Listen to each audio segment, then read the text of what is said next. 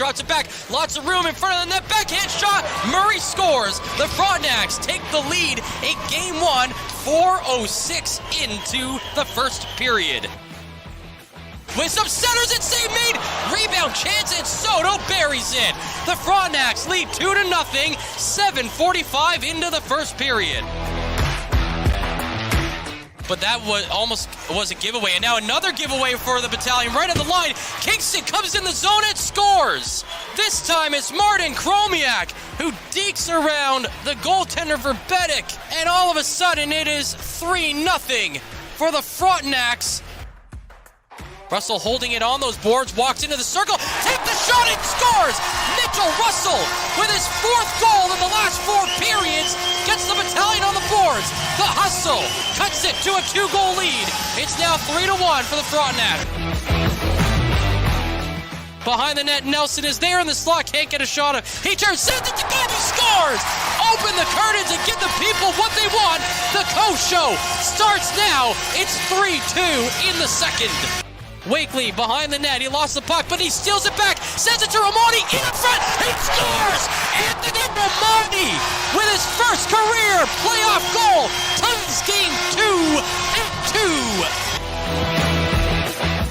2. Across to the near side to Winslow, out to the neutral zone, turned over, it's a 2-on-none. Right, coming in on the left side, the pass across, stop, rebound chance, they bury it. It's 4-3 for the Kingston Frontnacs on a costly turnover by the North Bay Battalion. Nelson back to the right side to Ko across, so pass to Petrov, and he gets it and scores! Matvey Petrov is out of the hole. It's his first career playoff goal. And he ties Game 2 at 4 with 14:25 remaining.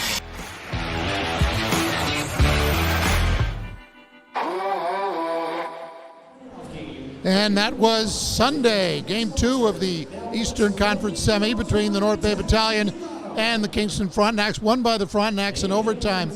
And then the series shifted to Kingston. Good evening, everyone. I'm Bob Coles. Welcome to our Long's Maple Syrup pregame show on your game day broadcast. After the overtime loss, though, the Battalion went on the road to Kingston and won 2 big games. Kyle Jackson got 4 in Game 3, a 6-3 North Bay win, and then the Battalion scored the first 4 goals on Thursday in Game 4. Kingston made it interesting down the stretch. North Bay won it 4-3 and have a 3-1 lead coming into Game 5 tonight. I'll be joined by Courtney Kenny and Ben Long tonight on the broadcast. Now, a few important lineup notes. We wanted to get that out right away. Brandon Ko not in the lineup tonight. Dom DiVincentis, who came in relief in Game 2 and then won Games 3 and 4, is not in the lineup. He's not even dressed. And Grayson Ladd was hurt in Game 4. So as we bring in Courtney Kenny, Courtney, North Bay obviously pleased. They're up 3-1, but interesting absences they have to deal with tonight. Yeah, and we saw it, with some of those guys, especially with the Ladd situation. It's a little bit unfortunate because I think personally, and I have confidence he'll step back up, but Lucan did not play a good Game 3, so they bring in Cam Govro to play Game 4. Ladd gets hurt, so now we got Lucan back in the lineup, so it'll be interesting to see if that was a bit of a wake-up call for him. When it comes to Ko, he's one of your best players in the lineup night in and night out. I think him and Mitch Russell are a 1A, 1B kind of guys on this team. And Dom DiVincentis, what can we say about the effort he's put in, since coming in for relief in Game 3, or Game 2, and then winning Game 3 and 4 in Kingston. He's the reason on some of those early chances for the Battalion, especially in Game 3 where Kingston started off hot again. He's the reason why, they come out and they win that game, I think, because he keeps them in it. So it's a bit of a tough, bit of a gut punch, but if you're someone like Owen Ray, who's the emergency backup, he's likely not going to play unless, Joe doesn't perform like we know he can. But, soak it up. You're in the playoffs sitting on the bench for the North Bay Battalion. Your dad's just down the bench, too. That's got to be a great experience for him. Yeah, Joe Verbetic gets the start, a chance to really win a big game for the North Bay Battalion. If they win tonight, this will be the first time in 7 years they'll be playing for a conference championship. So a lot on the line for Joe Verbetic tonight, no doubt about it. And Matvei Petrov, just one playoff goal. He's been on the third line. Of course, he's been on the power play. He starts on the top line with Kyle Jackson, who's on a roll, and Mitchell Russell has 10 playoff goals. So we'll see how that plays out as well. Of course, the other night, North Bay, as mentioned, won 4-3. And here's head coach Ryan Houlihan after that win on Thursday night. All right, Ryan, got a game that you guys came out and really controlled the pace of play for almost the full 60. Just take us through, what was different. What were your thoughts on the game here tonight? Well, again, the message has always been the whole series, trying to come out and dictate the play from the start. And I thought we did that tonight, and probably what was different tonight from other games is getting the first one and 2 goals there under our belt there was a big difference in the hockey game. I thought we had a really good, strong first 2 periods, especially, and even the third period. We knew they were going to come. They're a really, really talented hockey team, and they just showed how dangerous they can be in the last 5 minutes of the hockey game, and made it close. But overall, again, another good outcome for us. We've talked about it a few times now, where you guys have bent but not broken, and that last minute, those last the couple of goals there. What was going through your mind on the bench, and just the belief in the team again? Well, the same thing. It's just a lot of repetitive messages that we've had, and guys, we're fine. We're totally fine, and it's awesome when I'm not even the one saying it. It's guys on our bench, guys turning and looking at me and saying, "Hey, no problem."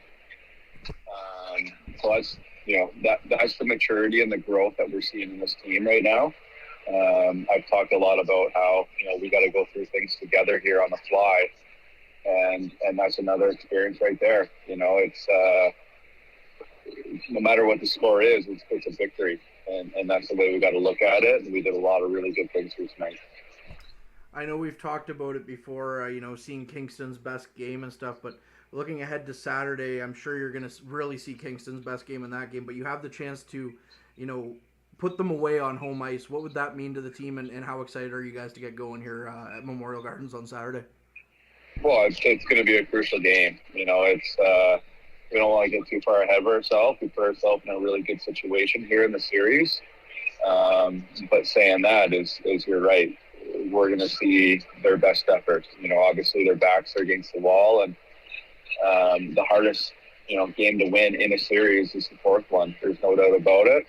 We got to be prepared for their best hockey. They're going to bring it, especially early on, and we got to be ready for that. So we have so much respect for that team over there. They're really, really high-end talented, and we'll have the same approach we've had every game so far. And that was head coach Ryan Houlihan with Courtney Kenny after the big win on Thursday night to go up 3-1. You got to worry about Kingston because they are capable, Courtney, right? I mean, they've got those top 6 forwards that they can put up the numbers they have all year. And North Bay's calling card, I guess, is their ability to outwork Kingston. Are those you see it, some of the 2 keys tonight? I would say so. I mean, Kingston's in the last two out of the 4 games we've seen so far, Kingston started off as the better team for the first 10 minutes, and it's cost the Battalion a combined 5 goals in 20 minutes of play. So the first 10 minutes first really 13 minutes of Game 2, Kingston came out, had a 3-0 lead by the 7-minute mark with 7 minutes left in the first period.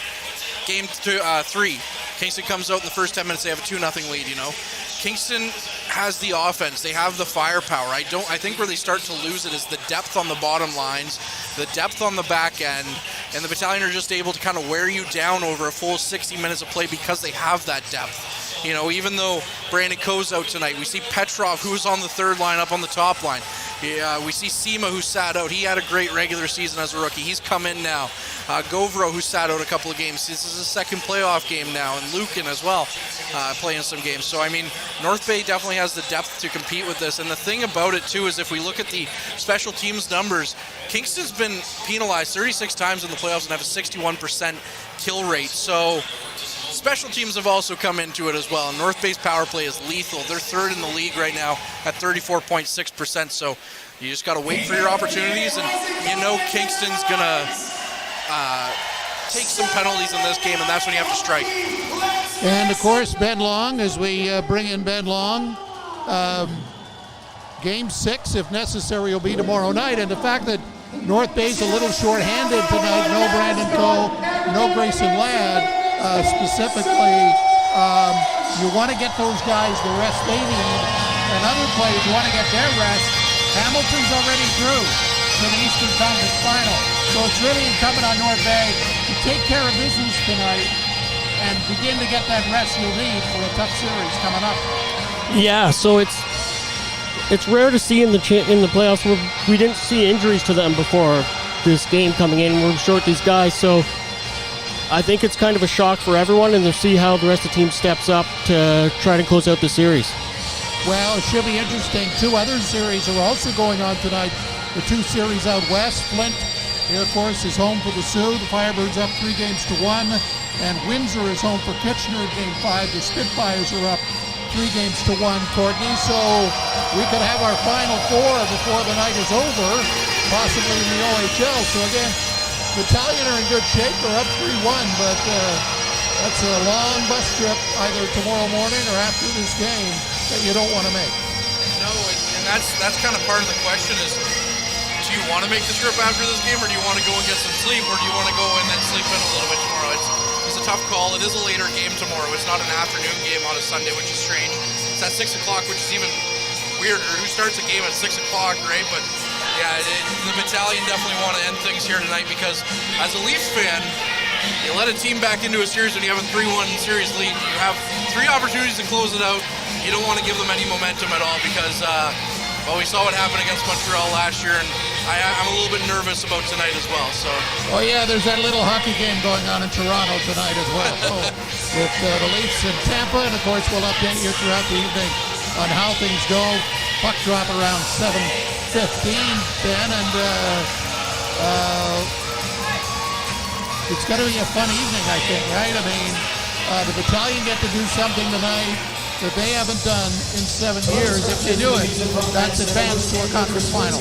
Yeah, for sure. It's an exciting night. It's loud in here already, but there's still seats, so if you're listening from here in North Bay and you have time to come down, so it would be a great game to catch. I think we're in for a great one tonight. Yeah, you know what? Listen to us, and then in the intermission,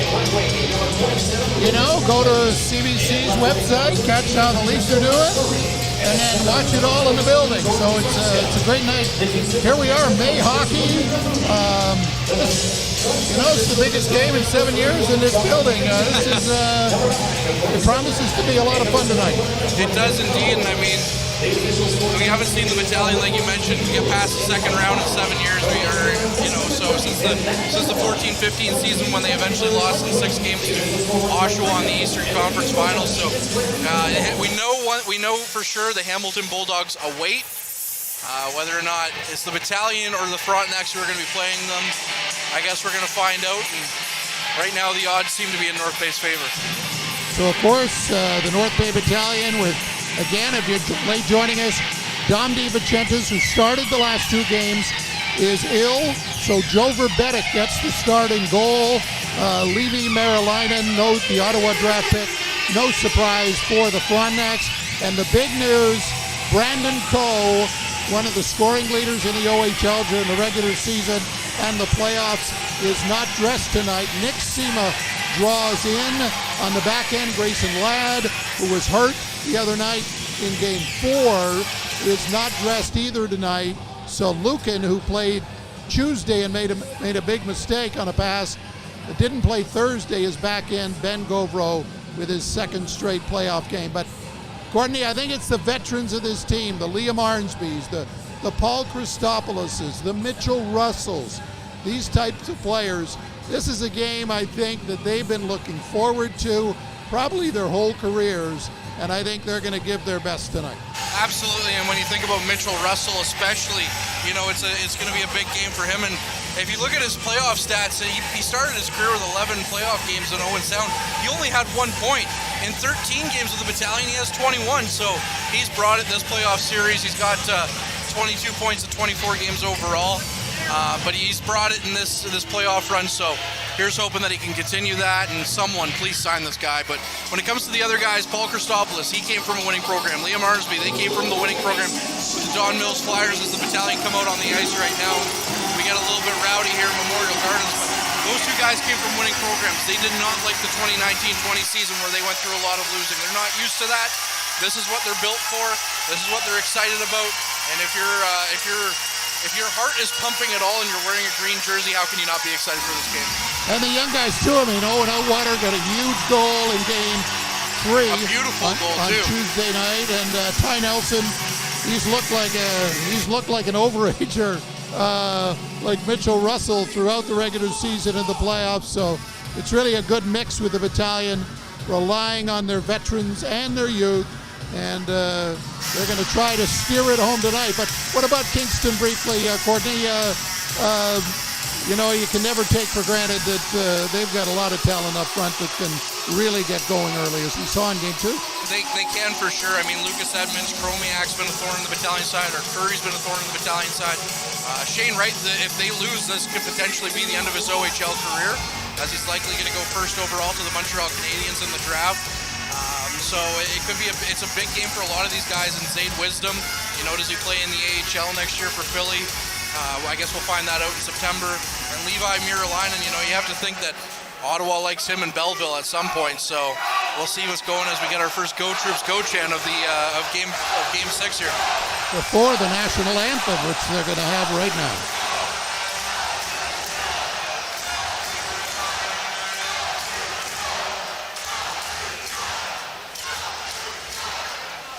Fans, the Battalion is hosting a development camp this weekend for approximately 30 prospects, including those chosen in the recent 2022 OHL Priority Selection and Under-18 proceeding. Let's welcome these young men to North Bay.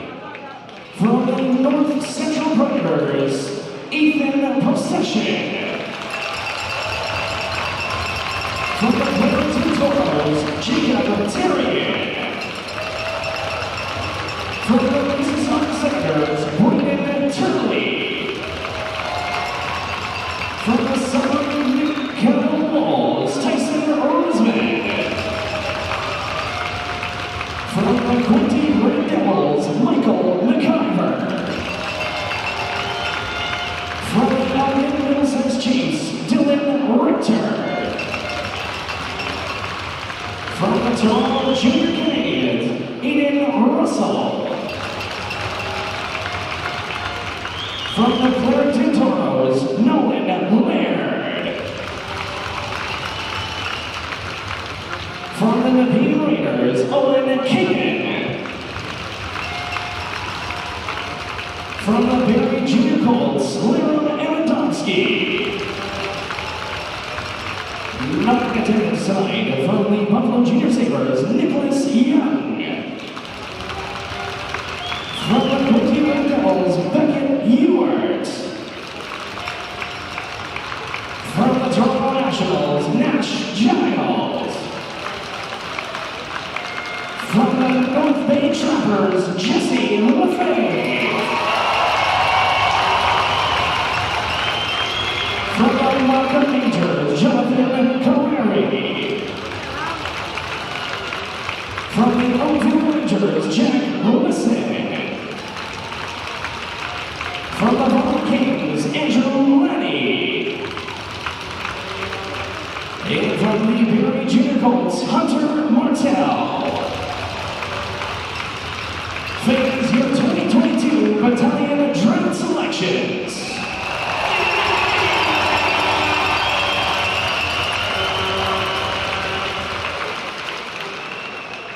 Fans, please rise as IG Wealth Management presents Lisa Hanwha for the singing our national anthem.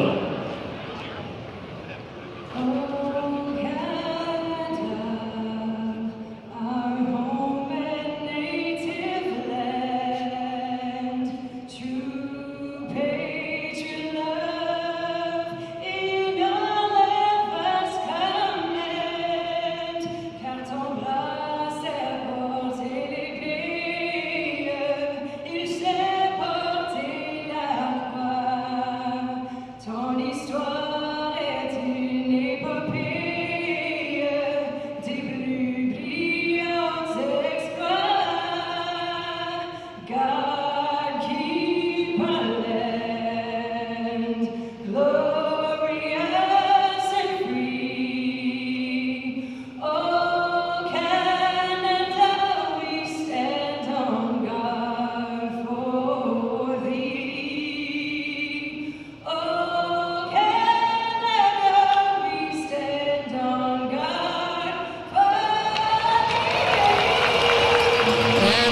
tradition, the future North Bay Battalion players are introduced, and a chance to get the feel of what a big playoff game is like in North Bay. So a great way of promoting the brand, but also great way of meeting some of these fans here for these young hockey players who are going to be skating at Memorial Gardens for the next few seasons. Should be a great one. The Battalion and the Kingston Frontnacs. Kingston wants to play tomorrow night for Game 6 at home. North Bay wants to put a wrap on this series and advance to the Eastern Conference Final for the first time in 7 years. Should be a good one. And here to call it is Courtney Kennedy. Thank you very much, Bob, as we get ready for the opening face-off. And I have to say, what a little ovation there for the North Bay Trappers player selected, Jesse Lefebvre. I got to watch a couple of games with him this year, and he's fun to watch. He's gonna, if he plays for the Battalion at all, he's gonna be a little ball of hate. He likes to take parts of Brad Marchand's game, and you know, if as a Leafs fan, I do not like him, but if I have him on my team, I'm pretty happy with that. So at last check, Courtney, Marchand and the Bruins down 3-1 in Game 7 with about 5 minutes to go. That makes me happy as we're underway here for Game 5 between the Battalion and the Kingston Frontnacs. The Frontnacs in their road whites going left to right. The Battalion in their home greens going right to left as the puck is into the Battalion zone from Mathern to chase after, and Edmonds with him as well. Edmonds comes out, gets the puck across to Arcuri with a quick shot. And Arcuri was stopped by Verbetic. Puck back out to Perrick, I should say, at the point. And it's sent in. Frasca now tries to get it out front, but it just hits the side of the net and up over the glass it goes for our first stoppage and play, Bob. The thing I noticed the other day is the crowd was not involved, even though Kingston had leads in the 2 games in Kingston. But that's the thing when you're a road player coming in here, the crowd's into it early, and a good first shift for the Frontnacs, who raced out to a 3-0 lead in Game 2. So they may be a little more relaxed here in a road game than at home. Could very well be for sure as we're back underway and the Battalion get it out through the neutral zone. It's stopped and sent back for Winslow. And Nelson gets back out through the neutral zone for Perrick. Right knocked down for Petrov to get the puck by Russell. Russell misses it, and Kingston gets it back into the neutral zone. Wisdom chases Nelson, but Nelson gets the puck. He loses it to Wisdom. Wisdom chips it over for Wright. Wright tries to go cross ice, but Nelson gets in front of that one, and then Wright gets a hold of it again and shoots the puck high and over Verbetic's net. Puck on the far side corner for Wisdom going after it. Wisdom back to the point for Perrick with a little dipsy doodle around Russell, but he misses the handle of it, and it goes all the way back out to the neutral zone. Kingston with some good pressure here early as we get another Go Troops Go chant here as we're just over 1 minute and 15 seconds into the first period. Winslow back to Nelson. Nelson up for Russell, who just tips it past and goes for a change. And now we have Hache out. Govro with his first touch, picks it up. He's behind his net. He looks up ice for Wakely. A little bit too hot for Wakely, but he gets a hold of it and up to Podolou. Podolou gains the zone, dumps it into the Kingston zone, and Roger goes after it. Podolou tries to get a hold of it, but instead Kingston gets away with it, and Soto's back up over the red line in the neutral zone. Soto taken to the boards by Govro. And now we have a battle in the corner of the near side wall for us. Tarasevic tries to get around one, gets it off to Wakely, and Wakely's going up ice with Christopoulos. Wakely into the corner, gets behind the net, but he loses it to Hache, and it's out to the blue line, and Owen Outwater overskates it. Now we have Ludwinski, gets around Mathurin, Ludwinski with the shot on goal, and Verbetic with the first big stop of the game. Puck sent up ice. Sema gets his first touch of the playoffs, as he's been a healthy scratch through most of these games, but he's in for the healthy scratch Brandon Coe. We're injured. We're unsure of his status as of right now. We just know he's not playing in this game. Hayes with it into the Battalion zone with a shot from the point, and Verbetic with his glove stops that one. Well, I'm going to make a prediction here that it's not a healthy scratch yes. for Brandon Coe. So, but you have to know that Brandon Coe's been here for a couple of years, right? And he'd want to be out there playing. There's no doubt about that. But and it's got to be an injury that he's not in the lineup tonight, because he'd be the first guy out on the ice for North Bay. Absolutely, and I must say, even though there's a lot of empty seats still around, the crowd is into it early and loud and proud here as the 7th man. And Pooley is going to get knocked out of the face-off dot, and Hayes is going to have to come in against Arnsby. Winslow gets the puck back behind to his D partner Nelson. He gets it up ice for McDonald to Van Steensel. The identity line, as Ryan Houlihan calls this line. And Arnsby chases after it behind the net. Leaves it for Van Steensel, who then leaves it for Arnsby. Van Steensel on the near side half wall. Avoids a big hit from Hayes, but he loses his footing a little bit. McDonald out front to Van Steensel with the shot, but it's blocked by Stewart. Winslow cross ice to Van Steensel, who gets it to McDonald, who fans on the one-time attempt. And Kingston just gets it and knocks it down the ice. And it looks like we're going to get our first icing with 16:51 now left in the first period. Yeah, good pressure for the Battalion after Kingston had a couple of chances. And Liam Arnsby, he was doing some of this the other day too, right? You know, the thing with Arnsby is you like that physical play, you like that aggression, but you don't want to get that penalty, right? You don't want to get that put North Bay shorthanded with these lethal Kingston power play. Can be lethal, so you know, you can't go over the line. And that was what Arnsby did in Game 4. He took 2 penalties there at the end of the period, and or a couple of times in that game, and cost the Battalion shorthanded, but their penalty kill's been so good as Winslow back to the point for Russell. Russell takes the shot from the slot, and it just goes wide, or Miralainen might have gotten a piece of it. Jackson back to Russell at the half wall. Jackson comes away with it, instead gets it back to Nelson. Nelson fans on it, but Hayes can't get a hold of it. Jackson, who had 4 goals in Game 3, back to Winslow, who leaves it for Nelson. Nelson tries the backhand attempt, looking for a tip from the blue line, and Stewart's going to come away with it. Stewart losing it to Petrov, who gets it out for Russell, who just wasn't on the tape. It was in his skates, or else he would have had a prime shot attempt. Puck up for Edmonds, who chases it into the Battalion zone in the near side corner. And then we have Frasca going after it as well. Edmonds with possession of it, loses it to Russell as he threw it blindly out front. And Russell gives it to Petrov and goes off for a change. Petrov losing it for Murray as Edmonds now looks out ice with it. Edmonds, the North Bay product, who went overseas for most of his career, the overager now for Kingston. Looking to get drafted as well this year. Puck now lost by him to Tarasevic, and Tarasevic is up the ice with it. Tarasevic losing his handle on it to Murray, and he looks up ice for Arcuri. Arcuri tries to get through the neutral zone, and it's just too hot for Edmonds to handle, and he loses the handle on it and gives it to Christopoulos. Paul Christopoulos, who scored a dandy of a goal in Game 4 for the Battalion, leaves it for Tarasevic, who dumps it in and chases after it. Hache now goes into the corner, far side wall with McDonald. Tarasevic picks it up instead, and it's left for Chromiak. Tarasevic tries to get a shot on goal quickly, and it's lost as there's now a glove left on the ice in the Kingston zone. Back to Chromiak in the Battalion zone now. He takes the sharp angle shot, and Verbetic stands tall on that one. Roger to the point. He takes a shot, and it's off the shin pad of Van Steensel and kicked into the neutral zone for Hache to go after. Hache to Roger. Up to Wisdom. Wisdom having some fits with Arnsby now. As Arnsby's away with it, it's a bit mini 2-on-1 for the Battalion. Arnsby to McDonald. McDonald with the shot! And Kyle McDonald gets the Battalion on the board with 14:40 left in the first period. It's 1-0 in Game 6 between the Battalion, or Game 5, between the Battalion and Frontnacs. Kyle McDonald, he's gotten so many big goals for the North Bay Battalion. Great speed by the Battalion as they push it in the zone, and they're going to the net. They're not sort of holding back and being conservative.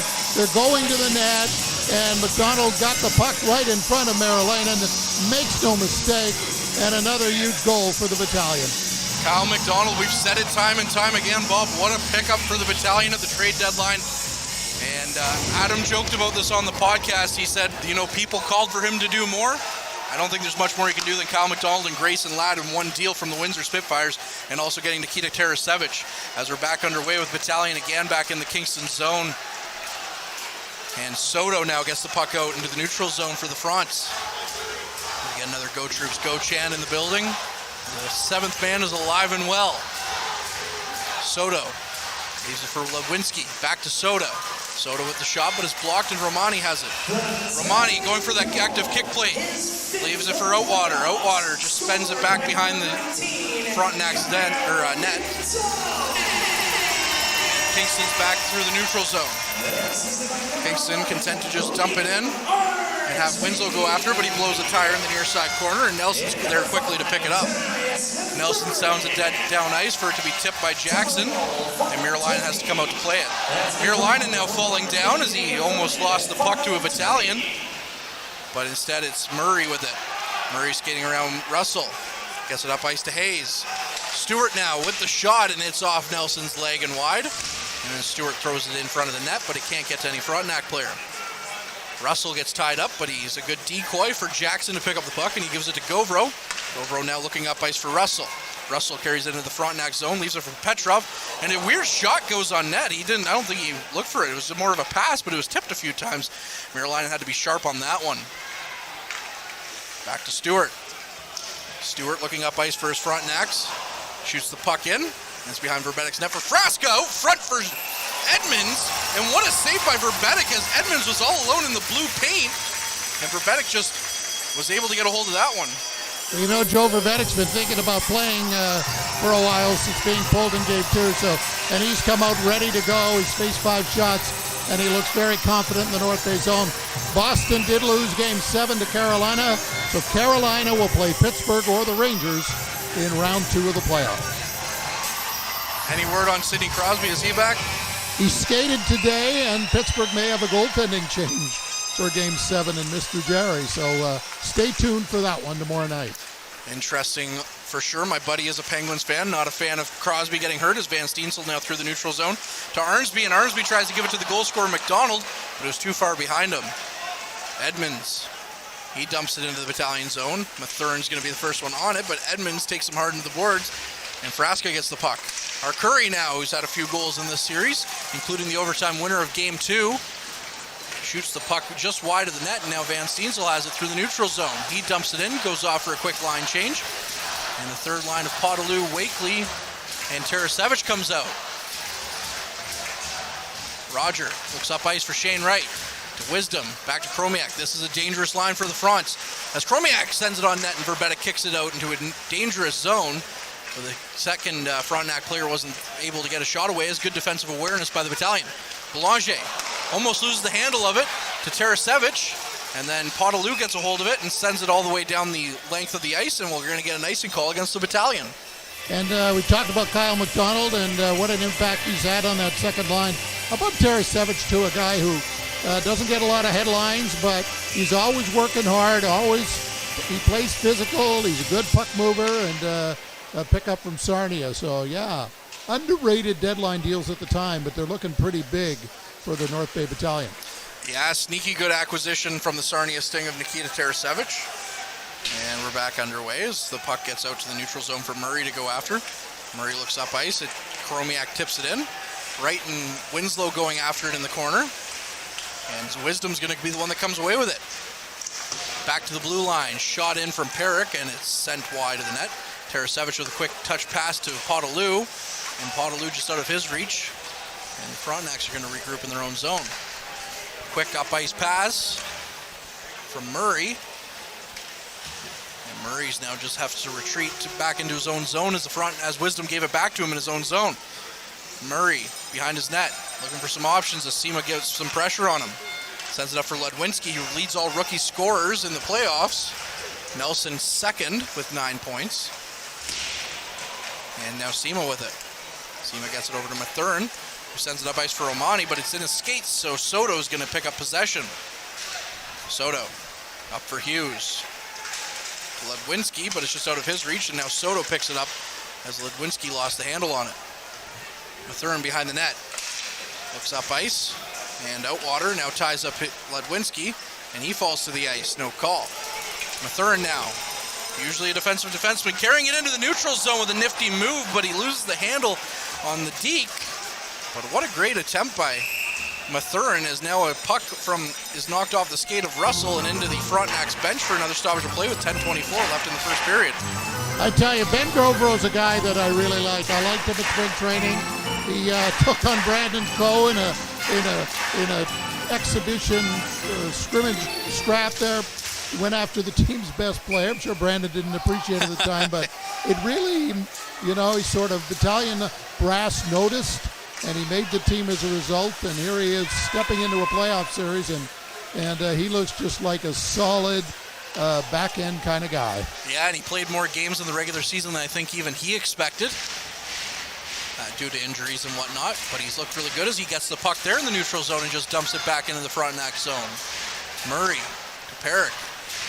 Up ice for Frasca, looking for Arcuri, and he's going to get a piece of it, so the refs say no icing. Verbetic plays around, but Edmonds is there on the boards. He loses it to Govro. And now Petrov looking for the puck. He's knocked down. No call coming, but much to the chagrin of the seventh man, of course. And now the puck's back in the Frontnac zone for Murray. Murray sends it up ice, and Frasca's just going to dump it in. And that line's going to go for a change. Stopoulos looking up ice quickly for Russell, who just touches it and lets it go, and then they go for a line change, and the identity line is back out there. Wisdom over to Chromiak, up to Wisdom, and Chromiak's pass just gets into Verbetic, who had to be sharp on that one and turns it away. Shot 7-2 in favor of the Battalion, or of the Frontnacs, I should say. With 9:12 now left in the first. Verbetic out to play it again. Almost got caught. And Wright picks it up on the near side half wall. Wisdom now. Back to Roger with the shot, and it goes wide of Verbetic's net. McDonald on the far side half wall. Leaves it for Arnsby, but they can't get out of the zone. Finally, the Battalion get it out to Van Steensel. Van Steensel looking up ice for McDonald, who gets the puck. He tries to get the shot in. It's a weak attempt. Mirilainen just knocks that one aside. Van Steensel from the near side half wall, and we're going to get our first penalty here as McDonald's stripped by Haché. We're going to get a hooking call, rather. And that'll be a big one as we come to our mid-period break. Bob. Well, the intensity line up against the Shane Wright line, and they got the first goal, and they won that second battle there to draw a penalty. Ben Long, let's bring in you. What do you think so far? 1-0 North Bay at the midway mark of the first. I think we're lucky to have the score what it is right now. Joe Verbetic's been pretty good. There's a couple times he popped out some rebounds, and I wasn't entirely happy about, but when you're getting low shots, that's going to happen from time to time. I'd like to see more pressure in the offensive end being held up. First intermission, we're going to have live John Winstanley, the Assistant General Manager of the North Bay Battalion, talk about the development camp this weekend and what impression they're looking to make with some of these young prospects who will be here full-time in the fall to try to make next year's North Bay Battalion squad. How tough that's going to be for them, Courtney. They got a lot of good young players already here, so it'll be an interesting training camp for sure. Yeah, there won't be as many spots open this time around as there was, say, in last year, where you had 2 years of draft picks coming in, and not really sure what you were going to get. So it's going to be interesting. And I've said this before, and I'll say it again. John Winstanley, he's basically a cheat code for the Battalion when it comes to the draft. As he's down there with the Toronto Junior Canadians, he knows the players, and he can sell them on the North Bay Battalion, and it's worked really well as Ty Nelson, one of his better players to come out of the JRC. And we're underway on the power play as Petrov gets the shot, but McDonald's skate gets in the way. And it's going to Wakely's skate, I should say. Wakely taking the place of Brandon Coe on that top power play unit. Interesting choice. I would have thought Kyle McDonald, but Ryan's proven time and time again that I'm not a lineup wizard, so here we go. I think what he's doing is he doesn't want to upset the second unit as well. Absolutely not. As Petrov with the shot from the face-off dot on the one-timer, and Mirilainen stands tall on that one. And, you can put a 20-goal scorer yeah. who doesn't usually play on the top unit, and he plays the fourth line. That's not bad when Petrov's on your third line usually and Wakely's on your fourth line. That's depth. Depth indeed for the Battalion, and that's something we've been talking about a lot. It's funny how a few months can change that. We were crying for secondary scoring, and now here we are talking about depth, but as the Frontnacs get it quickly out of the Battalion zone, and quick to mention the Fronts are 61.1% in the power on the penalty kill, as Russell comes in with a quick shot and Mirilainen stops it. The Battalion 9 for 26 so far in the playoffs on their power plays at 34.6%, whereas Kingston's allowed, 14 goals on 36 penalty kills so far.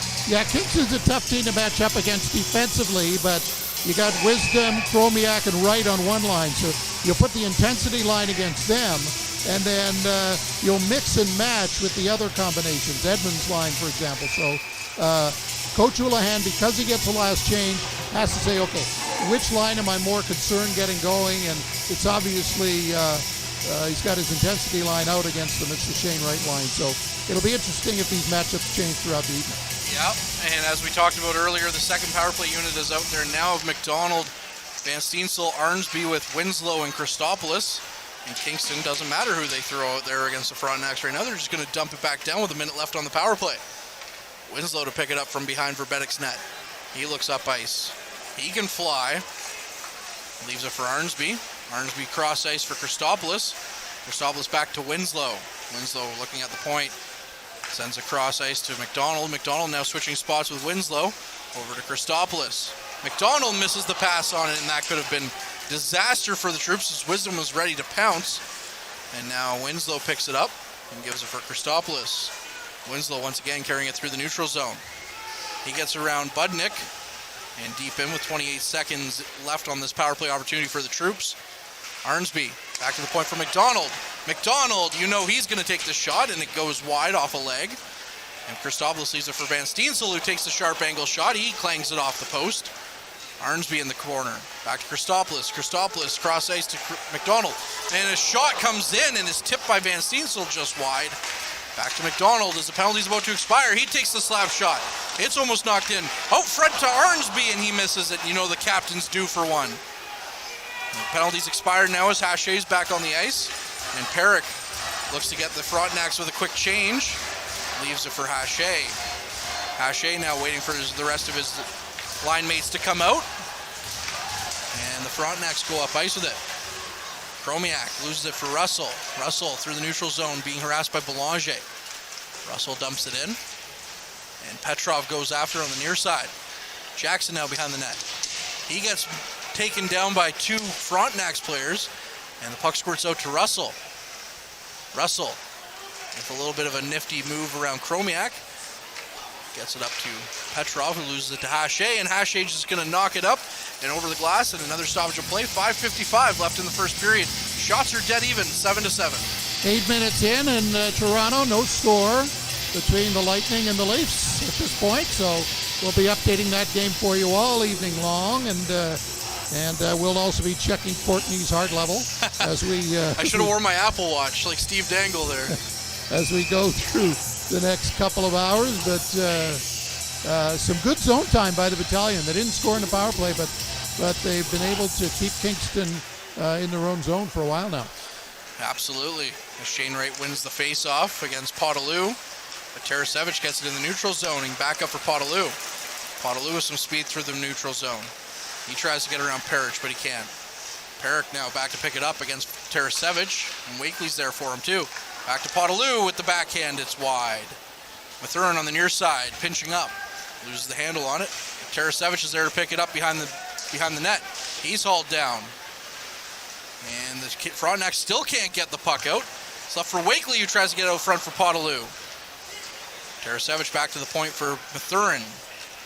He just dumps it back in, and Perick's going to be the first one on that one, but he blows a tire.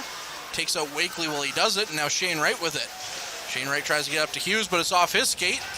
And then Tarasevic comes and takes Shane Wright down in the corner. And now our Curry with it. He just dumps it in and sends it out. And when your third line hems Shane Wright in his own zone, you know you're doing something right. No pun intended. Nelson dumps it in. And the Frontnacs are just going to chase after it as Belanger picks it up in his own zone. Belanger gets it up to Pooley. Pooley in the corner. Gets it around for Stewart. Stewart chases after it with Govro right there. Romani now picks it up. Leaves it for Govro. Who just nice little pass by Romani up to Oatwater. And Sema now gains the zone, but he loses it to Belanger as he tried to get over to Oatwater.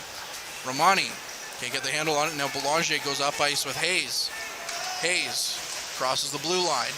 Dumps it in for Belanger. And instead Govro is going to be the first one on it. Govro tries to dump it out, but it's going to hit off Oatwater. And it's going to be over to our Curry with a shot. Verbetik stands tall on that one. Back to our Curry. Our Curry in the slot looks to take the shot. It's blocked in front. Mesa body's there. And a shot from Frasca. And Verbetik didn't know where it was at first. Looked behind him, but it's underneath him as now Govro goes after Belanger a little bit. And that's another thing with having Cam Govro out there, that you don't have to worry about Liam Arnsby providing all the grit. Our Curry has been the most dangerous Kingston Frontnac in this series, and when his line's out there as they are now with Frasca and Edmonds, they've given North Bay more trouble than the Shane Wright combination has, and so a lot of that is matchups. You get a different matchup. It is indeed, as a quick shot comes out from Edmonds, and Verbetta kicks that one away, and now McDonald with it. Van Steensel loses the handle on it as he gained the Frontnacs zone. He's back to Winslow at the neutral zone. He just dumps it on Miralainen. Hache behind his net. Looks for the Frontnacs to set up a play, and he looked happy with it, but instead circles back around as he's pressured by Van Steensel. He gets around Van Steensel and sends it up through the neutral zone as our Curry gains the zone now for the Frontnacs. Winslow takes a battle by Edmonds, knocks Winslow down. Battalion get the puck again, and they get it up over the blue line. McDonald now gets in all alone. McDonald with the shot, and Kyle McDonald with number 2 of the game. And the Battalion are up 2-0 with 3:07 left in the first period. Well, Ryan Houlihan saw the same thing I saw. That last chip by the Arcuri line. I better get my intensity line out there. And what happens? They win the draw, they get the puck down the ice, and McDonald has become an unbelievable finisher. One of 5 Battalion players with at least 30 goals. And I tell you, Courtney, just some a big coaching change there by Ryan Houlihan to get that line out there after the Arcuri line had a great shift. So, and the Battalion cap it off with a goal. Absolutely, and Kyle McDonald now has 6 goals in 9 games this playoff run. And in the 4 games against the Frontnacs, he has, I believe that is his 4th goal in 5 games against the Frontnacs. So as we get back underway, puck is deep in the Frontnacs zone, and Wisdom with it now gets it on a nice little outlet pass over to Chromiak. Chromiak with the shot, and Verbetic gets his glove on it, and we're going to have another stoppage in play here, Bob. And although it's still the first period, 2.5 minutes left, 2-0 North Bay, I think Kingston's going to want to open it up just like they did when they were down 4-1 earlier in this series.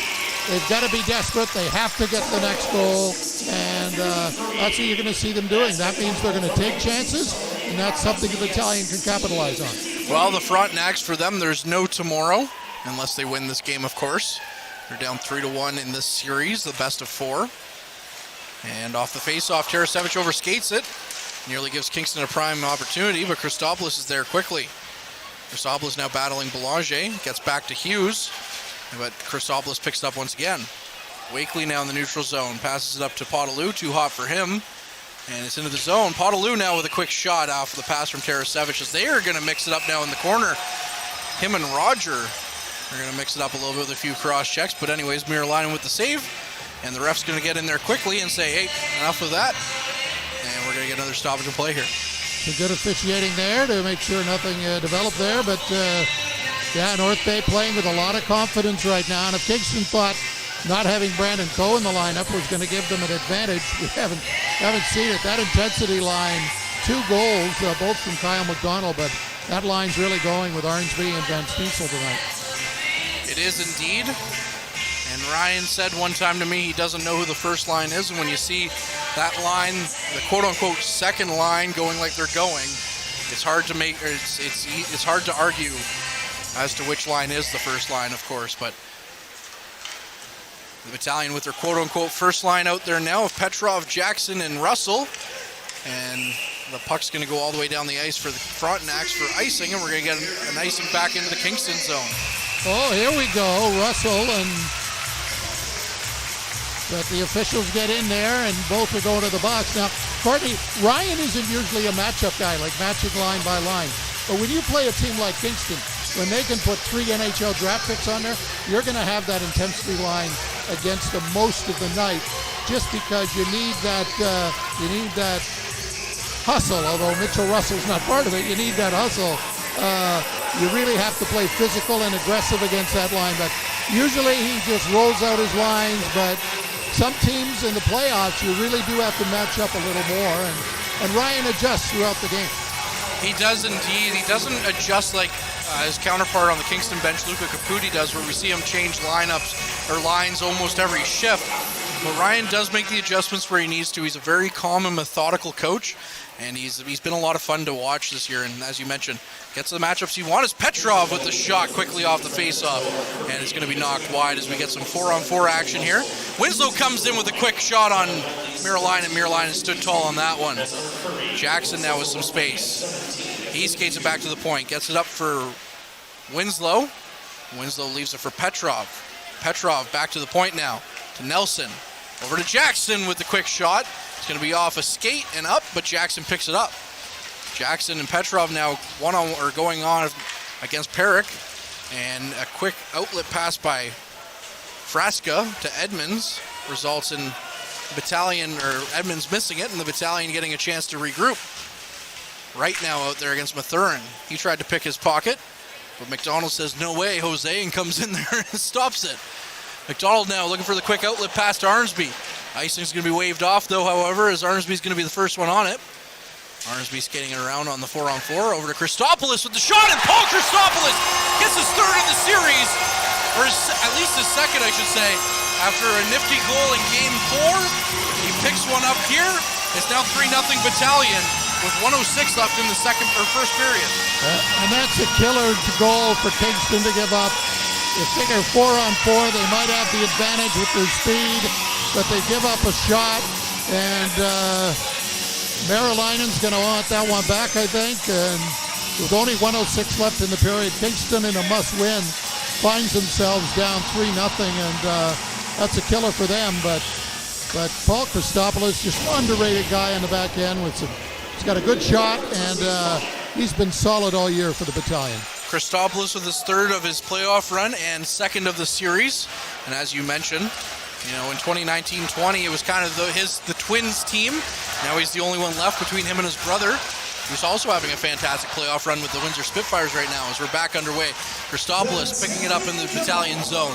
Leaves it for McDonald. McDonald looking up ice for Arnsby. He's just going to tip it in and negate the icing. But it looks like we're going to get it anyway. Yeah, Courtney, how about being the parents of two boys? One of them, they're both in the Final Four potentially. And who knows, could be meeting for an OHL title. If things work out, but I tell you, those must be proud parents of Paul and Alexander Christopoulos. Absolutely, and I mean, it's got to be tough. You're going from North Bay to Windsor, North Bay to Windsor, North Bay to Windsor. It's not the closest, as we get a shot here from Edmonds that's blocked, and we also get a broken stick from Arnsby off the face-off dot.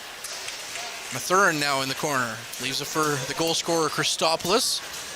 The only goal scorer not named Kyle McDonald in this game as the Battalion leave 3-0 with 15 seconds left on the clock.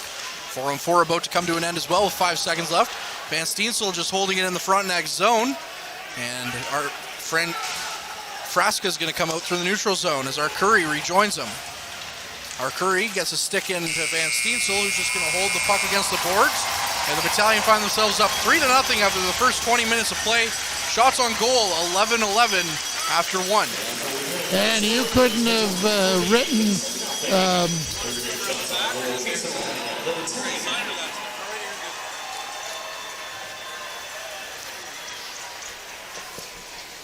And what a period for the North Bay Battalion.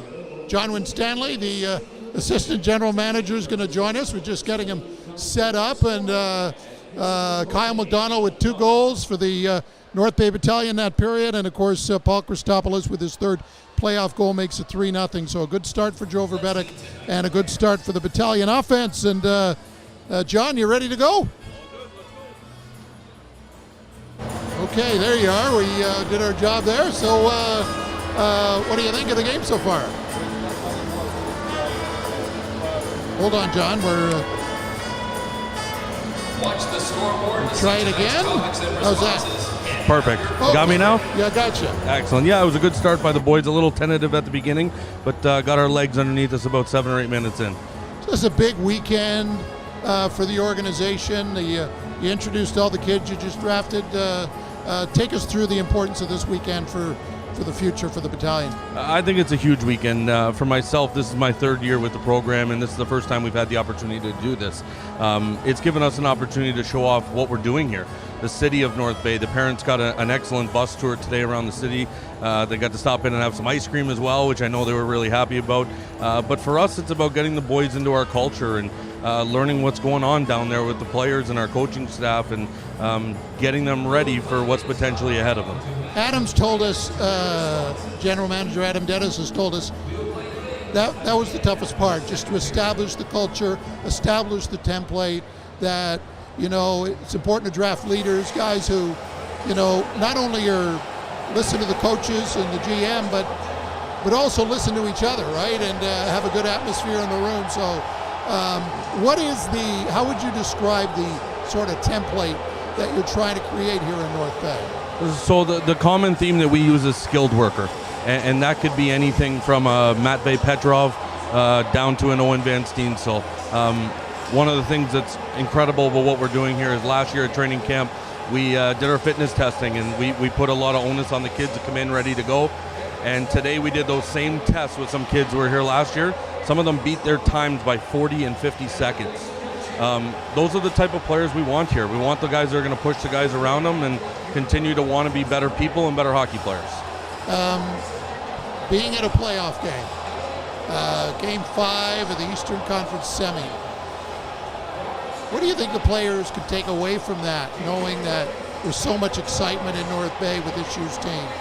I just think they're in awe right now. I think they came here, they got to go on the ice today, and I think they're seeing the fans and the way the team's playing right now. They had an opportunity to speak to our coaching staff. I think these kids are going to leave here with big smiles on their faces and can't wait to get back here in August. I've just marveled at how Adam Dennis, during a shutdown, has been able to keep the organization on the right approach. I mean, to me, when you lose a season, it's like, do we lose kids, right? Are they working as they should be working? Are they involved in expanding their careers at a time when they can't get on the ice, right? You can't get on the ice. You lose a season. That's at that age, it's a killer, right? So how have you been able to do that, to keep the kids involved so much with what you're trying to do? Really, technology and communication. Part of my job, Adam's job, Jeff Bateman, who's our player personnel person, we're in touch with these kids nonstop. We're having Zoom calls. We want to know what their development's like. We're talking to them about who they're training with, how often they're on the ice. If you're off the ice, are you riding a bike, rollerblading? You know, what are you doing to be a kid as well? Constant communication, using technology to the best of our abilities, and making sure that these kids understand when they show up here, it's time to get to work.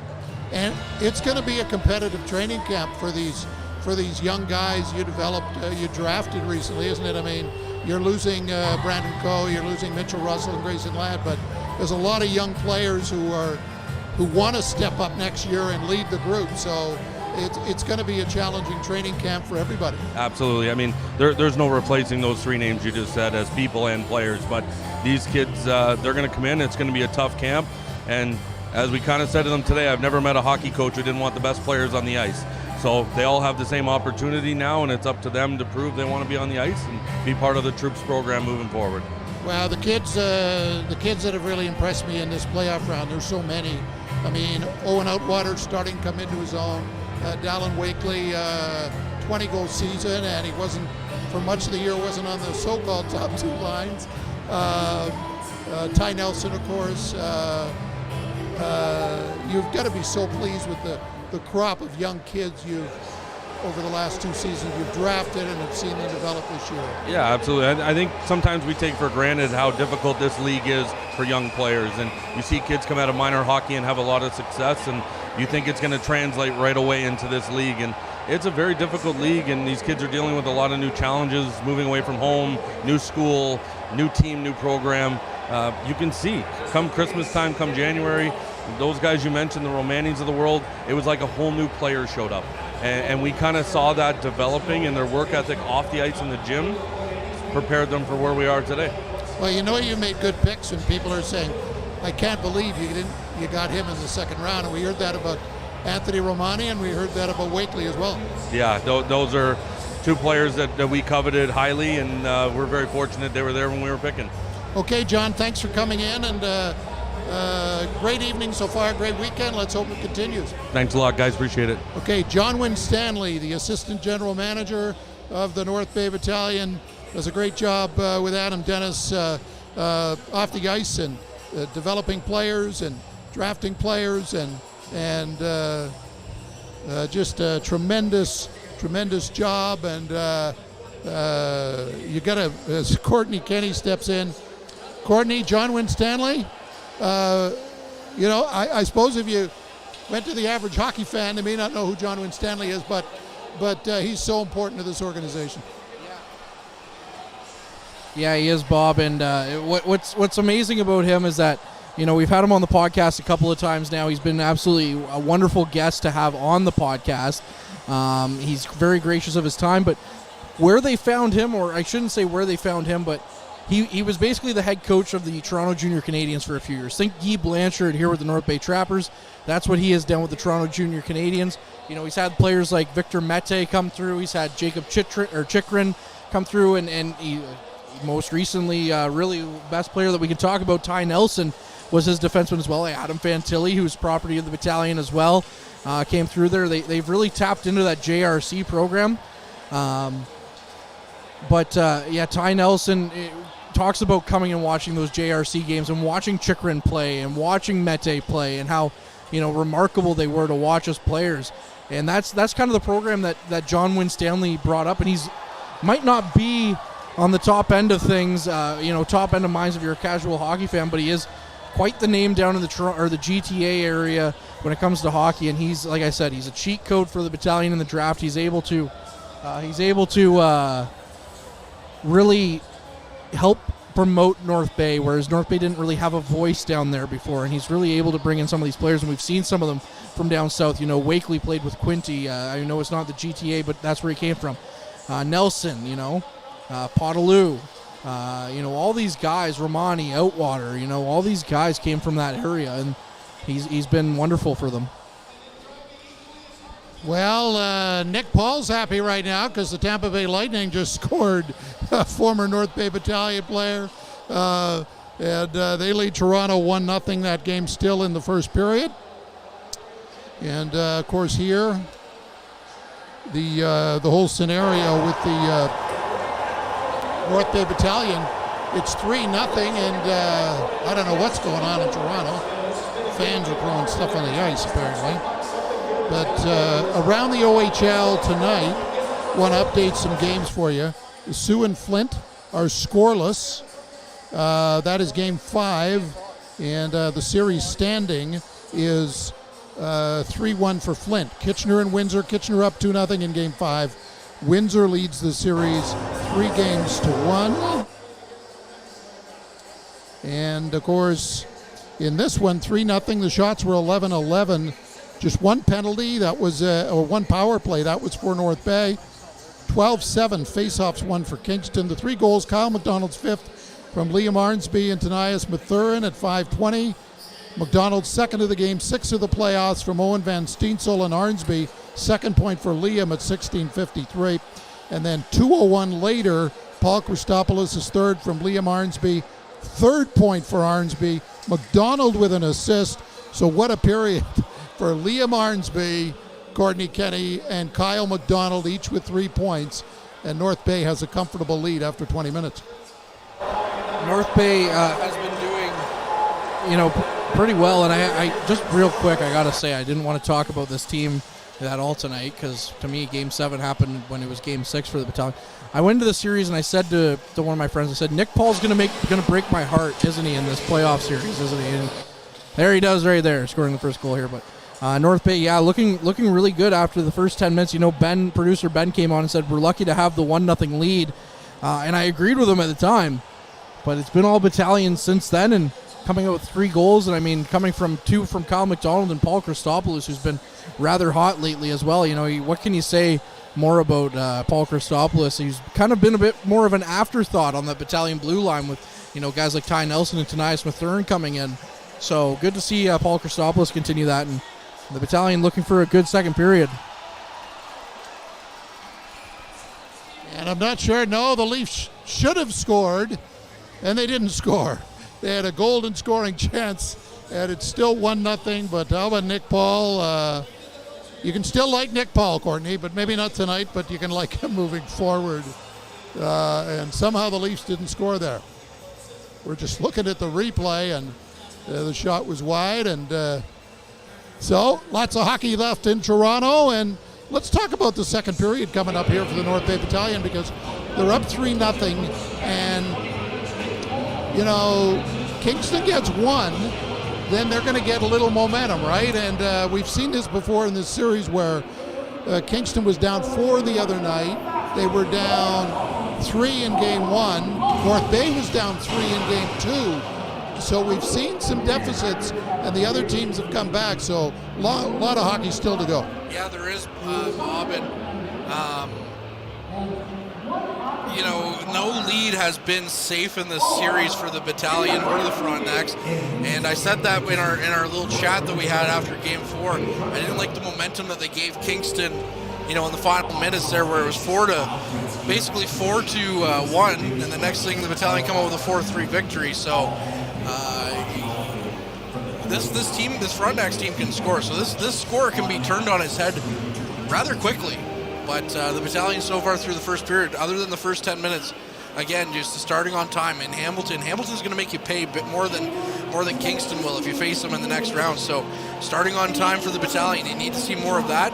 And hopefully they do that here in the second period. But the good news is starting on time has only really ever been the issue in the first period.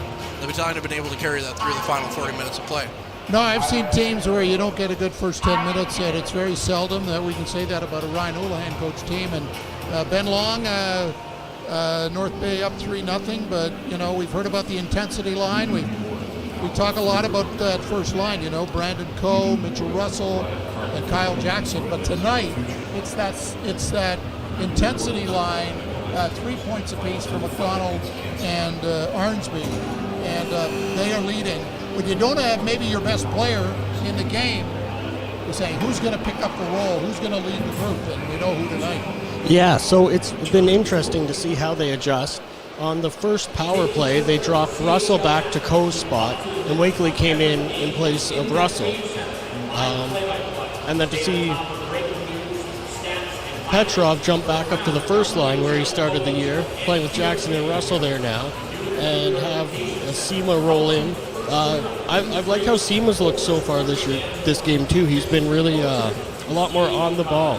He's been a lot sharper than I was expecting someone who's not played for a little bit. And they're not playing Govro and Lucan together. They're splitting them up, so they're not putting both of them in those tough situations against Kingston's quick forwards. So even though they're short on the back end with no Grayson Ladd, we're saying, okay, we'll split those two guys up and maybe limit their ice time a bit from normal, but that way we get our rotation, but we're not putting those guys in tough spots. Yeah, so I've seen Lucan out there only a couple times in the first period that I noticed. I saw GoPro out there a bunch more, though. He's been out there pretty regularly, which is nice to see him step in and get his shifts and do well on them. Yeah, Lucan, Courtney, really surprises me, because at parts of the year he was, quite frankly, he was playing like Ben Govro is now, right? Like physical, make it, you'd have to enter at your own peril when he's in the area, but I don't know whether he's lost confidence or what, but it's a mystery to me that, his play's dropped off a little over the last couple of months. Yeah, and I don't know if that's, maybe being homesick or something at this point where you've been away from home for so long or what's going on, but his pace has really dipped lately. Like we mentioned, game 3 he didn't look the greatest. He sat game 4. He's back in the lineup now out of necessity with Grayson Ladd out. And you have to hope with an overager like Ladd, he didn't play his last OHL game there in game 4. You hope he can come back, but we'll see what happens as Alex Lucan hasn't looked out of place in this game at all. So again, we'll update the NHL for you. Boston was eliminated by Carolina in Game 7. Carolina will play Pittsburgh or the Rangers. Game 7 of that series tomorrow night, with the winner getting Carolina. Florida's already through. They'll meet the winner of tonight's Toronto-Tampa game. Tampa's up 1-0 in the first period on the Leafs. That series will start Monday night, and Edmonton and LA play later. Game 7 with the winner to play the winner of the Calgary-Dallas series. They'll play Game 7 tomorrow night in Calgary. This is Game 5. North Bay a chance to wrap up this series and avoid going to Kingston for Game 6 tomorrow night, and they lead 3-0. If there is a Game 6, it'll be 6 o'clock tomorrow night. And if it goes 7, we're back here Tuesday. But right now, North Bay not thinking about tomorrow or Tuesday. They're thinking about possibly increasing their lead or certainly not lessening it for these high-flying Kingston Frontnacs. So second period, teams on the ice, and Courtney, it'll be interesting how Kingston comes out and plays this in. Yeah, and you know what? No offense to the Battalion. Everyone who knows me knows I'm a huge Battalion fan, but I don't really want to have to watch TV tomorrow night for the Battalion game. I don't want to come here on Tuesday and watch a Battalion game. I want them to put Kingston away here. But we'll see what happens here as we get ready for the final 40 minutes of play between the Battalion and the Frontnacs. This period, the Battalion in their home greens, as we get underway, are going left to right. The Frontnacs going right to left in their road whites as the puck is quickly back for Miralainen to play it out as Perrick nearly gives it away after Miralainen's pass. Christopoulos at the blue line skates it past Edmonds. His backhand gets all the way into Miralainen, but Perrick's just going to take it as McDonald with a huge hit on our Curry, and now a huge hit on Edmonds. It's a one-man wrecking crew as Kyle McDonald knocks down our Curry, who's injured now it looks like, and Kyle McDonald's going to get a penalty for his efforts. No, they've gone at McDonald most of the game, and McDonald pushed back a little there, and so it's he's getting a call. Let's see what the call is. I believe it's boarding. Is it just 2 minutes? And it doesn't look like they're reviewing anything, I don't think. Oh, Edmonds is going to get a penalty as well. He did respond with a shot at McDonald, yeah, so our Curry's okay. He's up and skating, and that's all. That's good news there. You don't want anyone to get hurt. It's Kingston that's going to be penalized. North Bay's going to be on the power play. They're saying it was a clean hit because the puck was in the area, I guess, right? I guess so. And it was Kingston's response, similar to what happened in the Rangers game last night, where one of the Pittsburgh players responded and he got a penalty, and the result was the Rangers got back in the game. So you got to watch how you respond. If it's a clean hit, you got to take it and keep playing, and that's not what happened there. Well, Kingston, of course, we talked about it through the first 2 rounds. They've taken 36 penalties, so heavily penalized team, and their penalty kill has not been there at all for them, although North Bay has yet to score a power play goal here this evening. As it's sent to Wakely now in the far side corner. He gets the puck pinned down and leaves it for Jackson. Jackson tries to get it up to Russell, but instead the Frontnacs will do that for him. Back to Nelson at the point. Over to Petrov with a quick shot as it's tipped in front by Wakely, but it's wide of the net. Wakely taking to the boards for Petrov. Back to Jackson to Russell. Russell with the shot. It goes wide. Jackson back to Russell again. He gets it up to Jackson. Jackson takes a shot, and somehow that goes in behind Miralainen. And Kyle Jackson makes it a 4-0 game for the North Bay Battalion on the power play. Boy, Kyle Jackson, that's his 5th goal in 3 games. He got 4 in game 3. Gets another one tonight, and boy, that I was about to say, Courtney, that top line without Brandon Combe, Russell and Jackson, pretty quiet tonight. But that changed there on the power play, and North Bay's in real control now, up 4 here, and we're going to have a goaltending change, I believe. Yes, we are. Yeah, so that'll be Aiden Spooner coming in for his first look here in the playoffs. And against the Battalion, Kyle Jackson in 5 games this series has 5 goals against the Frontnacs, and 8 playoff games this season, has 8 goals to go with that as well. So we're going to see Spooner, like I mentioned, for his first look at playoff glory here for the Frontnacs, and Luca Caputi grasping at straws right now with 19:05 left in the second period as he goes for the goaltending change in a do-or-die game for the Frontnacs. I think Kyle McDonald's learned that you can still level hard hits. Yeah. But if the puck's in the area, you don't get called. And remember, he was suspended earlier in the year, but he drew Kingston into a penalty. It ends up at a power play goal, and now another penalty. Penalty coming against the Battalion off the face-off from the Jackson goal. So we're going to see for the first time the penalty kill for the Battalion, which is brought to you by pucksupport.com. Head on over to the website, learn about Brady Leavold, who will be our second intermission guest. Check out some of their merchandise as well. And the Battalion have been really good on the penalty kill. They've only allowed 2 goals on 20 attempts, so they're 90%, third in the league so far of the 16 teams that made the playoffs. The Frontnacs have only gotten 5 power play goals, 18.5%, 10th in the league, Bob. Liam Arnsby in the box, and Kingston trying to draw some advantage here. Really a must score for them here with the man advantage, down 4 here early in the second period. Frontnacs looking for any and all life as they go out there with a power play unit of all forwards, and now Wright knocked out of the face-off dot for Lucas Edmonds.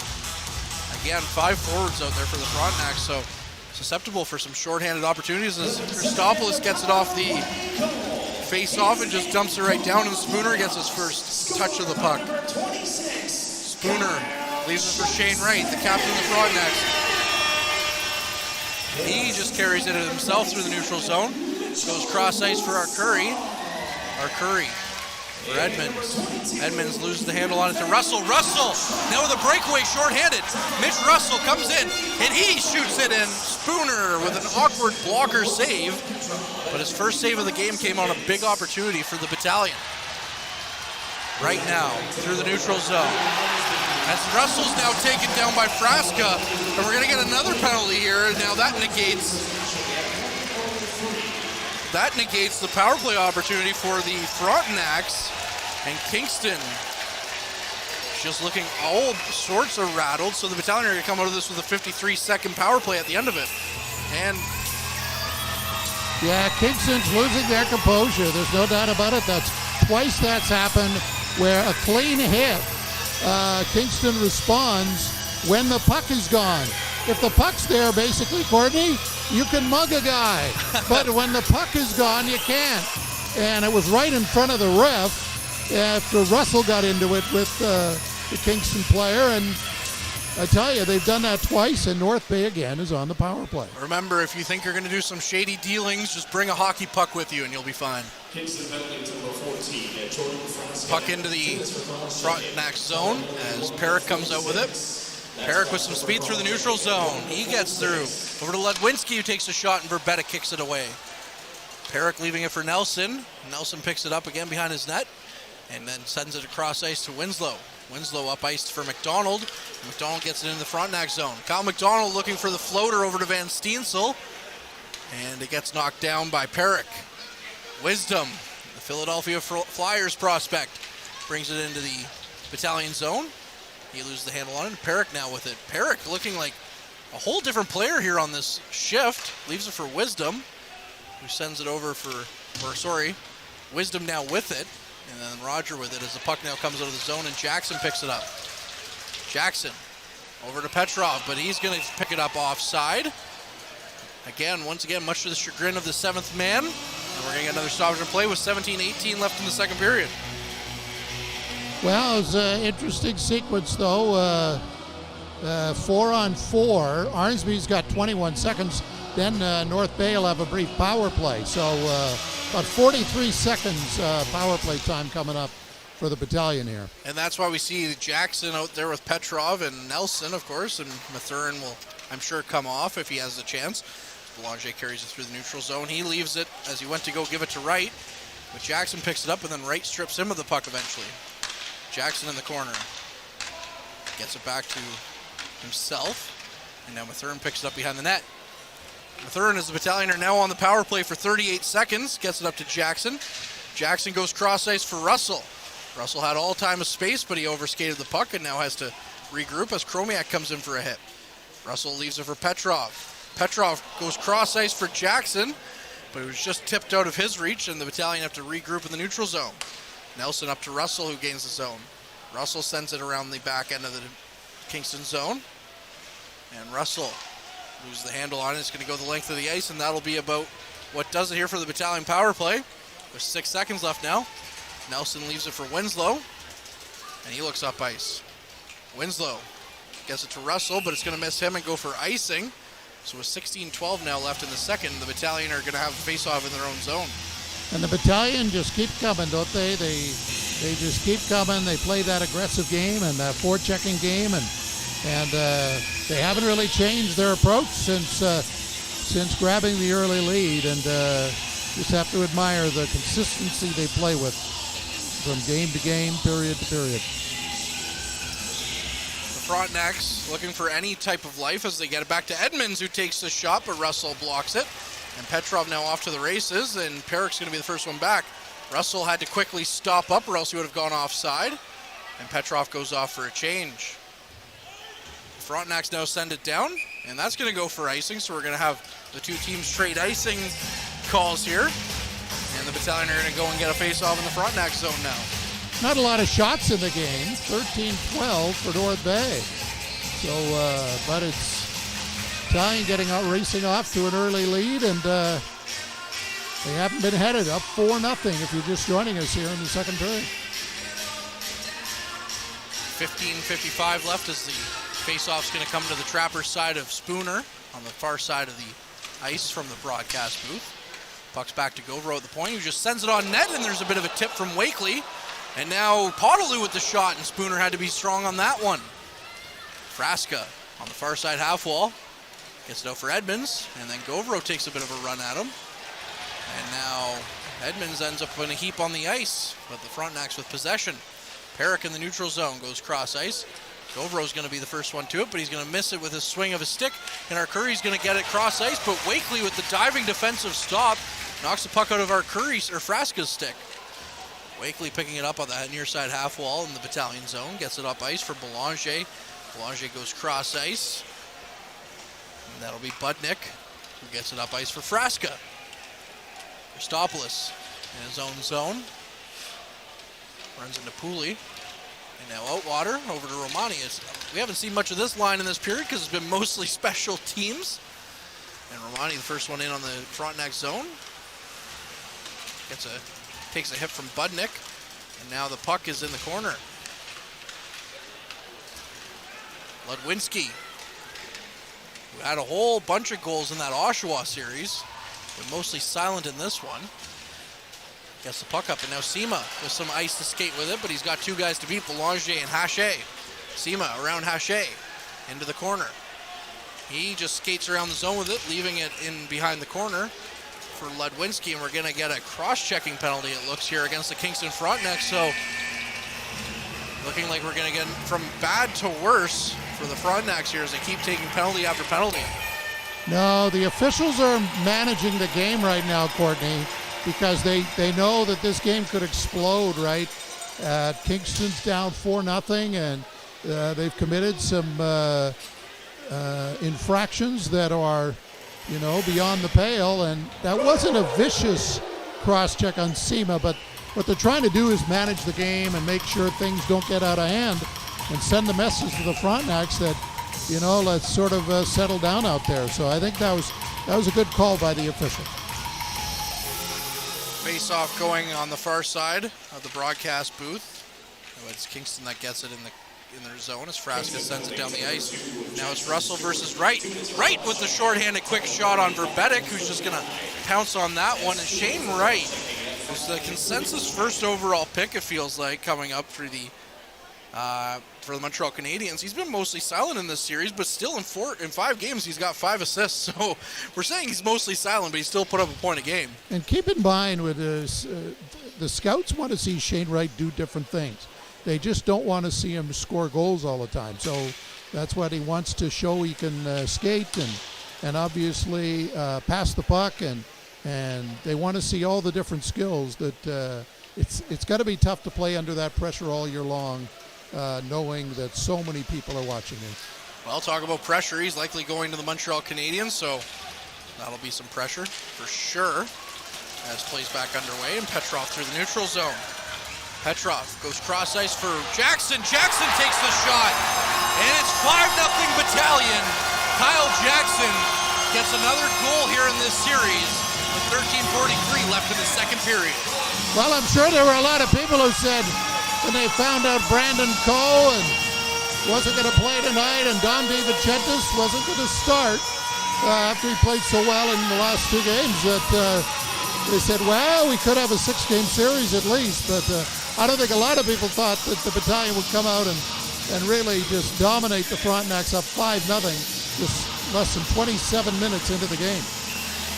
Again, we could be seeing the last OHL games for a guy like Shane Wright, exceptional status player, who will likely be playing in the Bell Province next year as the puck's up to our Curry. Our Curry gains the zone, and it's Frasca now in the slot, and he gets it past for Beddick, and quickly the Frontnacs get one back as that one just slid bad by Big Joe on a very innocent-looking trickling puck. Well, what did we say, Courtney? We've had some bizarre deficits and comebacks in this series. North Bay up 4-1 in game 1. Kingston made it a 1-goal game. North Bay down 3-0 in game 2. They tied it. And Kingston down 4-0 in game 4, and they made it a 1-goal game. So, and Kingston's got the offense to come back. So a lot of hockey to be played here. North Bay up 4.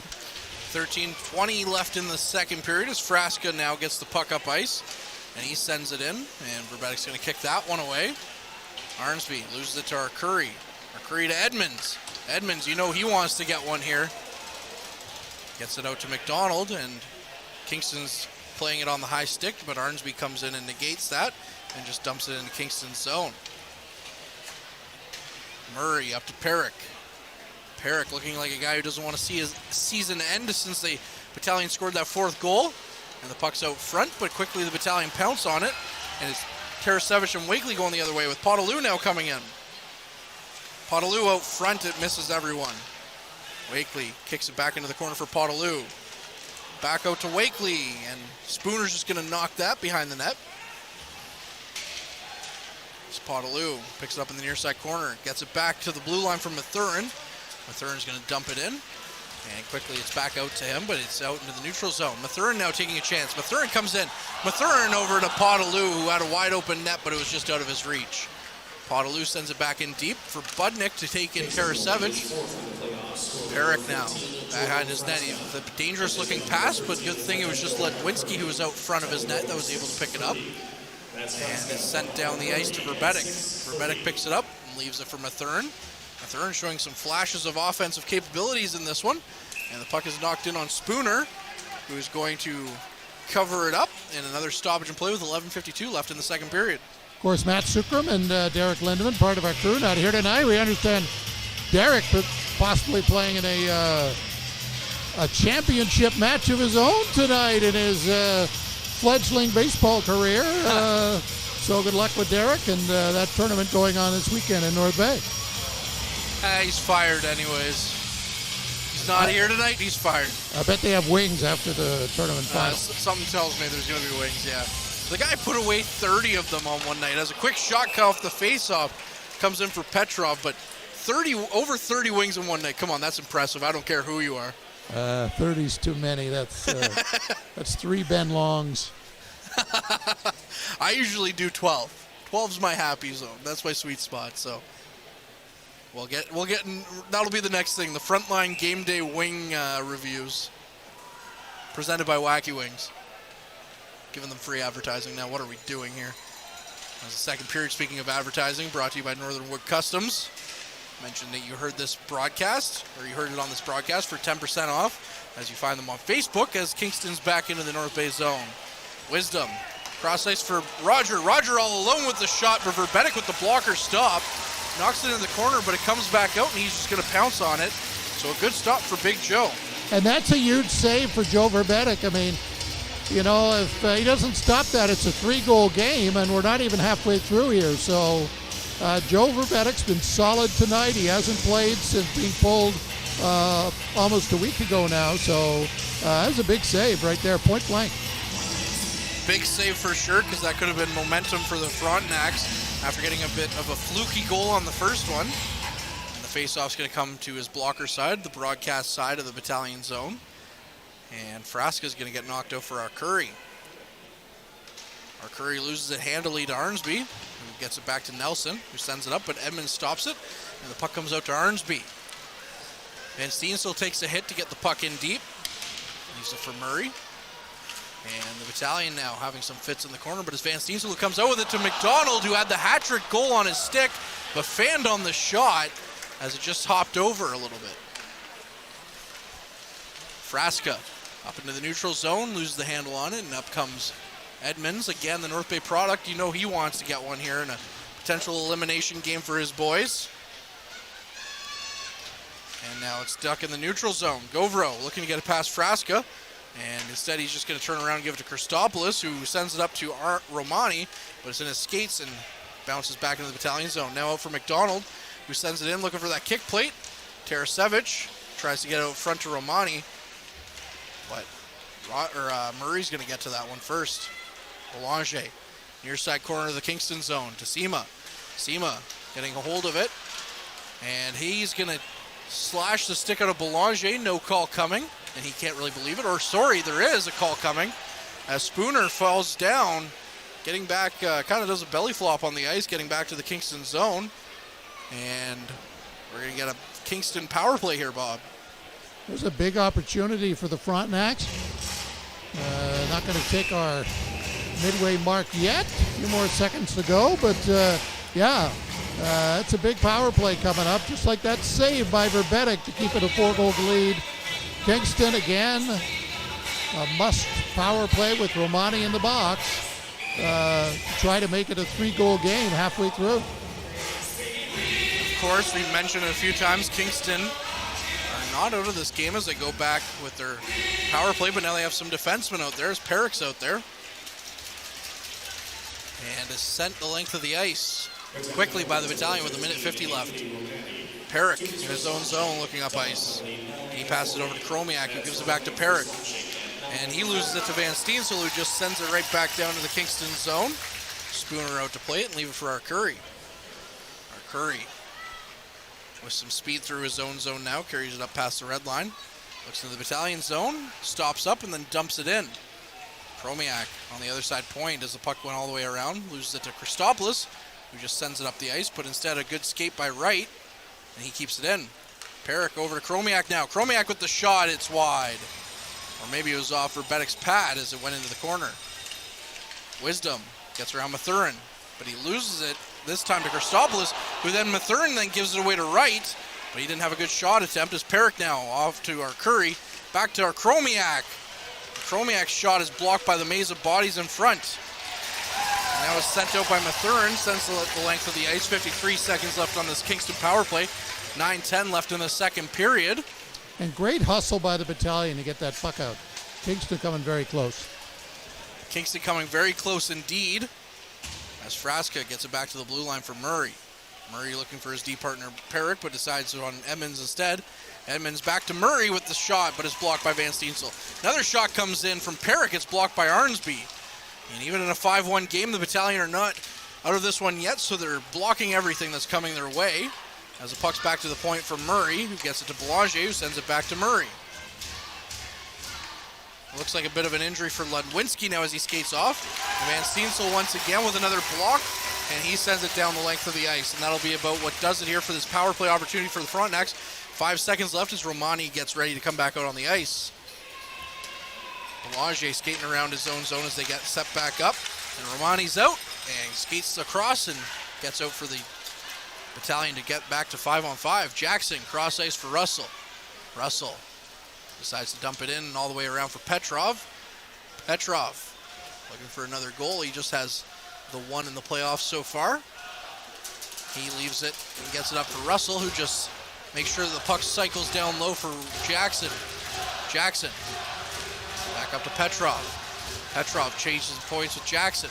Gets across ice to Christopoulos. Christopoulos just decides to lob it on net, but it's well wide. And Edmonds is going to pick it up, but Russell nearly takes it away from him. Edmonds to Belanger, who's been out there for a while. And Arcuri now looking over for Edmonds. Edmonds with some speed around. Petrov takes the shot and Verbetic gets the pad on it. And Russell picks up the rebound and gets it out and out of the zone for Potaloo to chase after. Potaloo now goes after it, but instead the Kingston gets it all the way down into the Battalion zone for Soto to chase after. Govro gets it up to Tarasevic, who loses it at the blue line. Russell gets a cross ice for Potaloo, but it's in his skates and kicked into the Battalion zone. Potaloo with the hard hit against Hache. And now it's Tarasevic. Back to Podolou, and it's out front for Spooner to jump on. And Wakely takes quite the cross-check from Hughes. And we're going to get some separation here between some green jersey and 2 whites for the Frontnacs. And that'll do it for our that'll be our mid-period breakdown.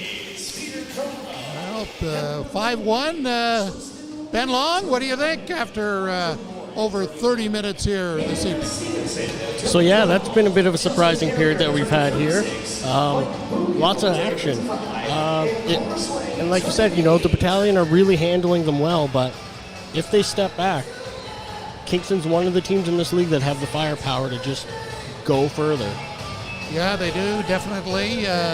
Brady Leibold will be joining us to talk about mental health awareness and some of the stresses that hockey players go through, especially this time of year with so much on the line. We look forward to Brady in our second intermission. 5-1 Battalion. And at last check, the Maple Leafs were down 1-0 to Tampa.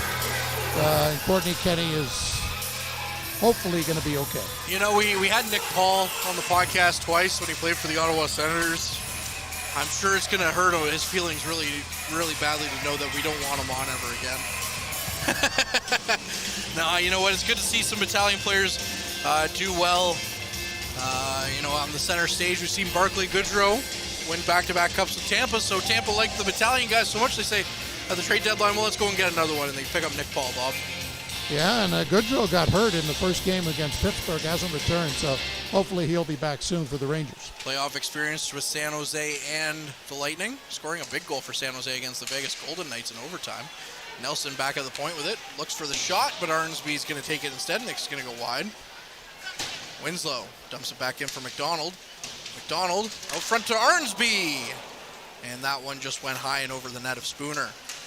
Hache gets it up to right, but he's going to miss the puck. And now it's going to be a bit of a foot race between the two number 8s, Winslow and Chromiak, and Winslow's going to win that one.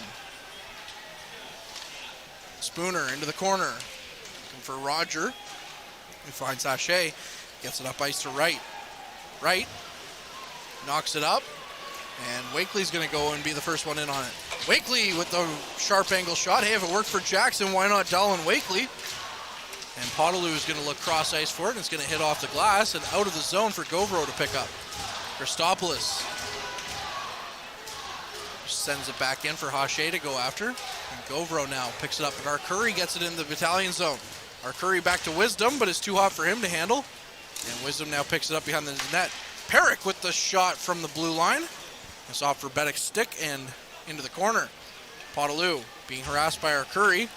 Gets it up ice, and Perrick's going to be the one in the neutral zone to pick that one up. Over to Murray. Up to Frasca. Govro without a stick now. He just kicks it over to his D partner of Christopoulos. Sends it up for Wakely. And it's going to go back into the Battalion zone. And I don't think Christopoulos knew that Edmonds was coming in with some speed. But Christopoulos is able to kick that one away. And it's into the near side half wall. A little bit of a scrum developing now, but the puck squirts out. Back to the blue line for Murray. Murray takes the shot. It's well wide. I think he was looking for a tip, but no one was there. Perrick through the neutral zone. Again, having a great game for the Frontnacs despite this goals differential, I think, since he's really turned it on lately as a shot from the point from Frasca comes in. And it's going to be gloved down by Verbetic. North Bay hasn't stopped playing and competing as they... the Leafs have scored, so it's 1-1. In that hockey game. It was a great job by the Battalion crack staff. They know what people want. During a break in the play to show the Leaf goal. Awesome stuff there by the crack staff. Jared involved in that work down below, and great organization. It's just good work there by the video people. Quick shot comes in from the point. And now we see Lucan out there with Mathurin, who gets it into the corner. Now it's Mathurin that's pinned up against the boards. As we have Russell out there with that fourth line with Sema and Romani. Where's Outwater, I wonder? Russell comes out with the puck, tries to get up for Romani. Romani takes a swing at it, misses. Sema now in the high zone for the Battalion, gets it to the red line. He decides to dump it in, but he didn't hit the red line, the referees say, or the linesmen say. And we're going to get an icing call against the Troops. Well, Courtney, we could maybe you could get a few shifts at the third period there. The Battalion running ready. into some injuries here. I'm ready whenever they need me. I will be an overager, but I will. I'll get down there. And I don't think you'll be getting on with the intensity line, though. I think that line's sticking together. I think you're right on that one, Bob, for sure. As Winslow off the face-off win by Arnsby. Gets it down in the Frontnacs zone and goes back to his blue line. Perrick up to Chromiak. Over to Wright. Wright chips it up.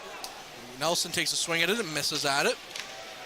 And on the far side wall now, it's going to be Murray that sends it back in for Arnsby.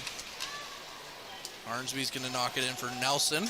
And McDonald, a goal away from a hat trick in this one, carries it up over the red line. He's tripped, no call coming. Or I should say I shouldn't be looking at the linesman, I should be looking at the referee because there is a call coming. And it's going to be a tripping call and the Battalion are going to go back to the power play. Well, the referee closest to the trip called it, not the one at the end zone. That's what I think a lot of folks were looking at. Well, I still got 1-0, so I don't know what's going on there in Toronto, but yeah, my phone hasn't updated yet. I don't like play that. For Courtney, we got a power play sponsor for. We do for the Noah Strong campaign. Head on over to their website, noahstrong.ca, and check out their website. Find out if you're a organ donor, and check out some of their merchandise that they have at Skater's Edge as well. And I've done that, and I am, and I recommend people become organ donors and make an impact. Such a sad story, of course, but 7 people are alive thanks to Noah and his family donating his organs. So I recommend that very much so. Yeah, and they teamed up with the Logan Boulet's family. Of course, you remember him from the Humboldt Broncos tragedy, whose organs saved some lives. It doesn't look like we're getting a power play at all now, so bit of a confusing time here for the referees. And they did have the arm up.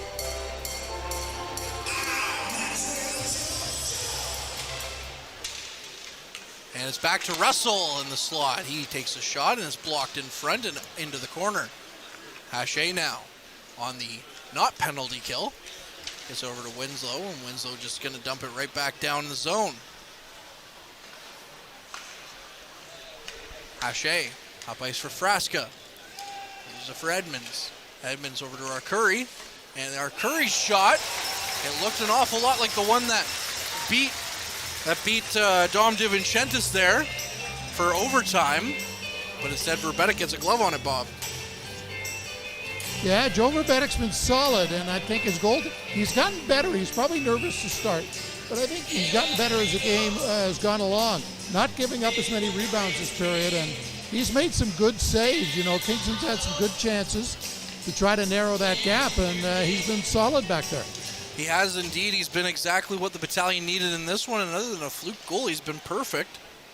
As we get a pin up here on the near side half wall, and it's going to be Govro that comes away with it. Govro up to Tarasevich. Tarasevich with a bit of a dangerous pass, but it's negated as it was off the skate of a Frontnacs player. Boulanger just chips it in for the Fronts. And here we go again for Kingston. Kingston losing the handle on it though, and Wakely comes away with it. Wakely gets it up to the red line, tries to dump it in a little bit with one hand, and Perrick's going to come away with it for Murray. Over to Hughes. Just under 2 minutes of play left here in this period as Tarasevich comes in. He's with a nice little steal. He tries to get it out front, and he was just going to tip it away as the pass was intended for Wakely. Wakely on the far side wall now. Gets hit for Potaloo, now getting hit by Perich. And Boulanger comes up with it. And now a Battalion player's without a stick, but the puck's all the way down the other way, and the fans were reacting for a penalty on that one. None coming. Wisdom through the neutral zone. With some speed, gets around Govro, comes in on Verbetic, and his pad save is just going to knock the puck up and over the glass into the meshing. And we're going to get another stoppage and play left with 2 minutes and 13 seconds left, Bob. Well, apparently the Leafs' goal is being reviewed. It's been 11:28 left in the second period for a while now. So I'm assuming it's being reviewed. So still 1-0 officially, but we'll see if that changes. A little nervous. a little nervous about that one. That's an understatement. Yeah. Heartbreak Hotel. That's what the Toronto Maple Leafs are, Bob. But I guess your team needs to get to the playoffs for you to experience that. Yeah, hey, listen. You guys have won 2 more cups than the Leafs in the last few years, so albeit in the 70s. Yes, that's very true. As Shane Wright's tripped up, and we're going to get another penalty here for the Battalion. And, of course, this penalty kill is brought to you by pucksupport.com. Head on over to their website. Brady Leavold's now in the media booth with us, and he'll be joining us here momentarily. Also, check out their merchandise as well for the Battalion, or on his website, pucksupport.com, and he'll be on there very shortly in the second intermission, Bob. Yeah, I got a chance to talk to him about the valuable work he does. He's mentioned that a couple of the Battalion players work with Puck Support, so providing mental health support, so important in today's society. A tough conversation that we all need to have as Van Steensel gets it up and out of the Battalion zone, but not very far as Wright gets a hold of it. He gets it back to Edmonds. Right through the neutral zone. Up to Frasca, and Wright's going to chase after it as Frasca just dumped it in. Van Steensel tried to pick it up, but he lost it in the skates of Mathurin. And now Christopoulos gets it up to Arnsby. Arnsby through the neutral zone, just dumps it in on Spooner. Spooner missed it with his glove, but good thing his pad was there to stop it, or else we would have had a Vesa Toskala against the New York Islanders. Speaking of Leafs heartbreaks. Wow, you really are depressed. Yes, it's very true. Shane Wright now into the Battalion zone.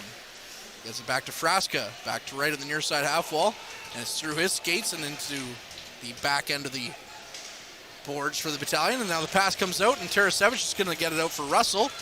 Minute 06 here left on the penalty, and a minute 07 left on the of the period in general.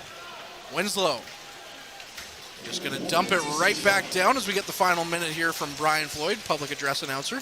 And Spooner's just going to knock it back for Edmonds.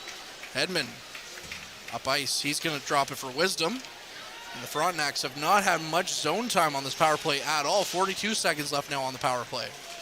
Arnsby picks up in the corner, and he's just going to dump it down the ice. What a game Liam Arnsby's having. Filling penalties, chipping in with offense, his usual physical play. So what a night. What a great game by the captain for sure. And Belanger tries to get through 2 Battalion defenders, but Mathurin says no thank you. 20 seconds now left on the power penalty to Ty Nelson, who's standing up. You know he's ready to go, even though there's 14 seconds left for them to kill as the Battalion got it down the ice, and now it's back into their own zone. 10 seconds left in the period, 5 left on the power play. As the puck's just stuck in the corner now with Arnsby, guess who, in there as well. And Nelson's back out.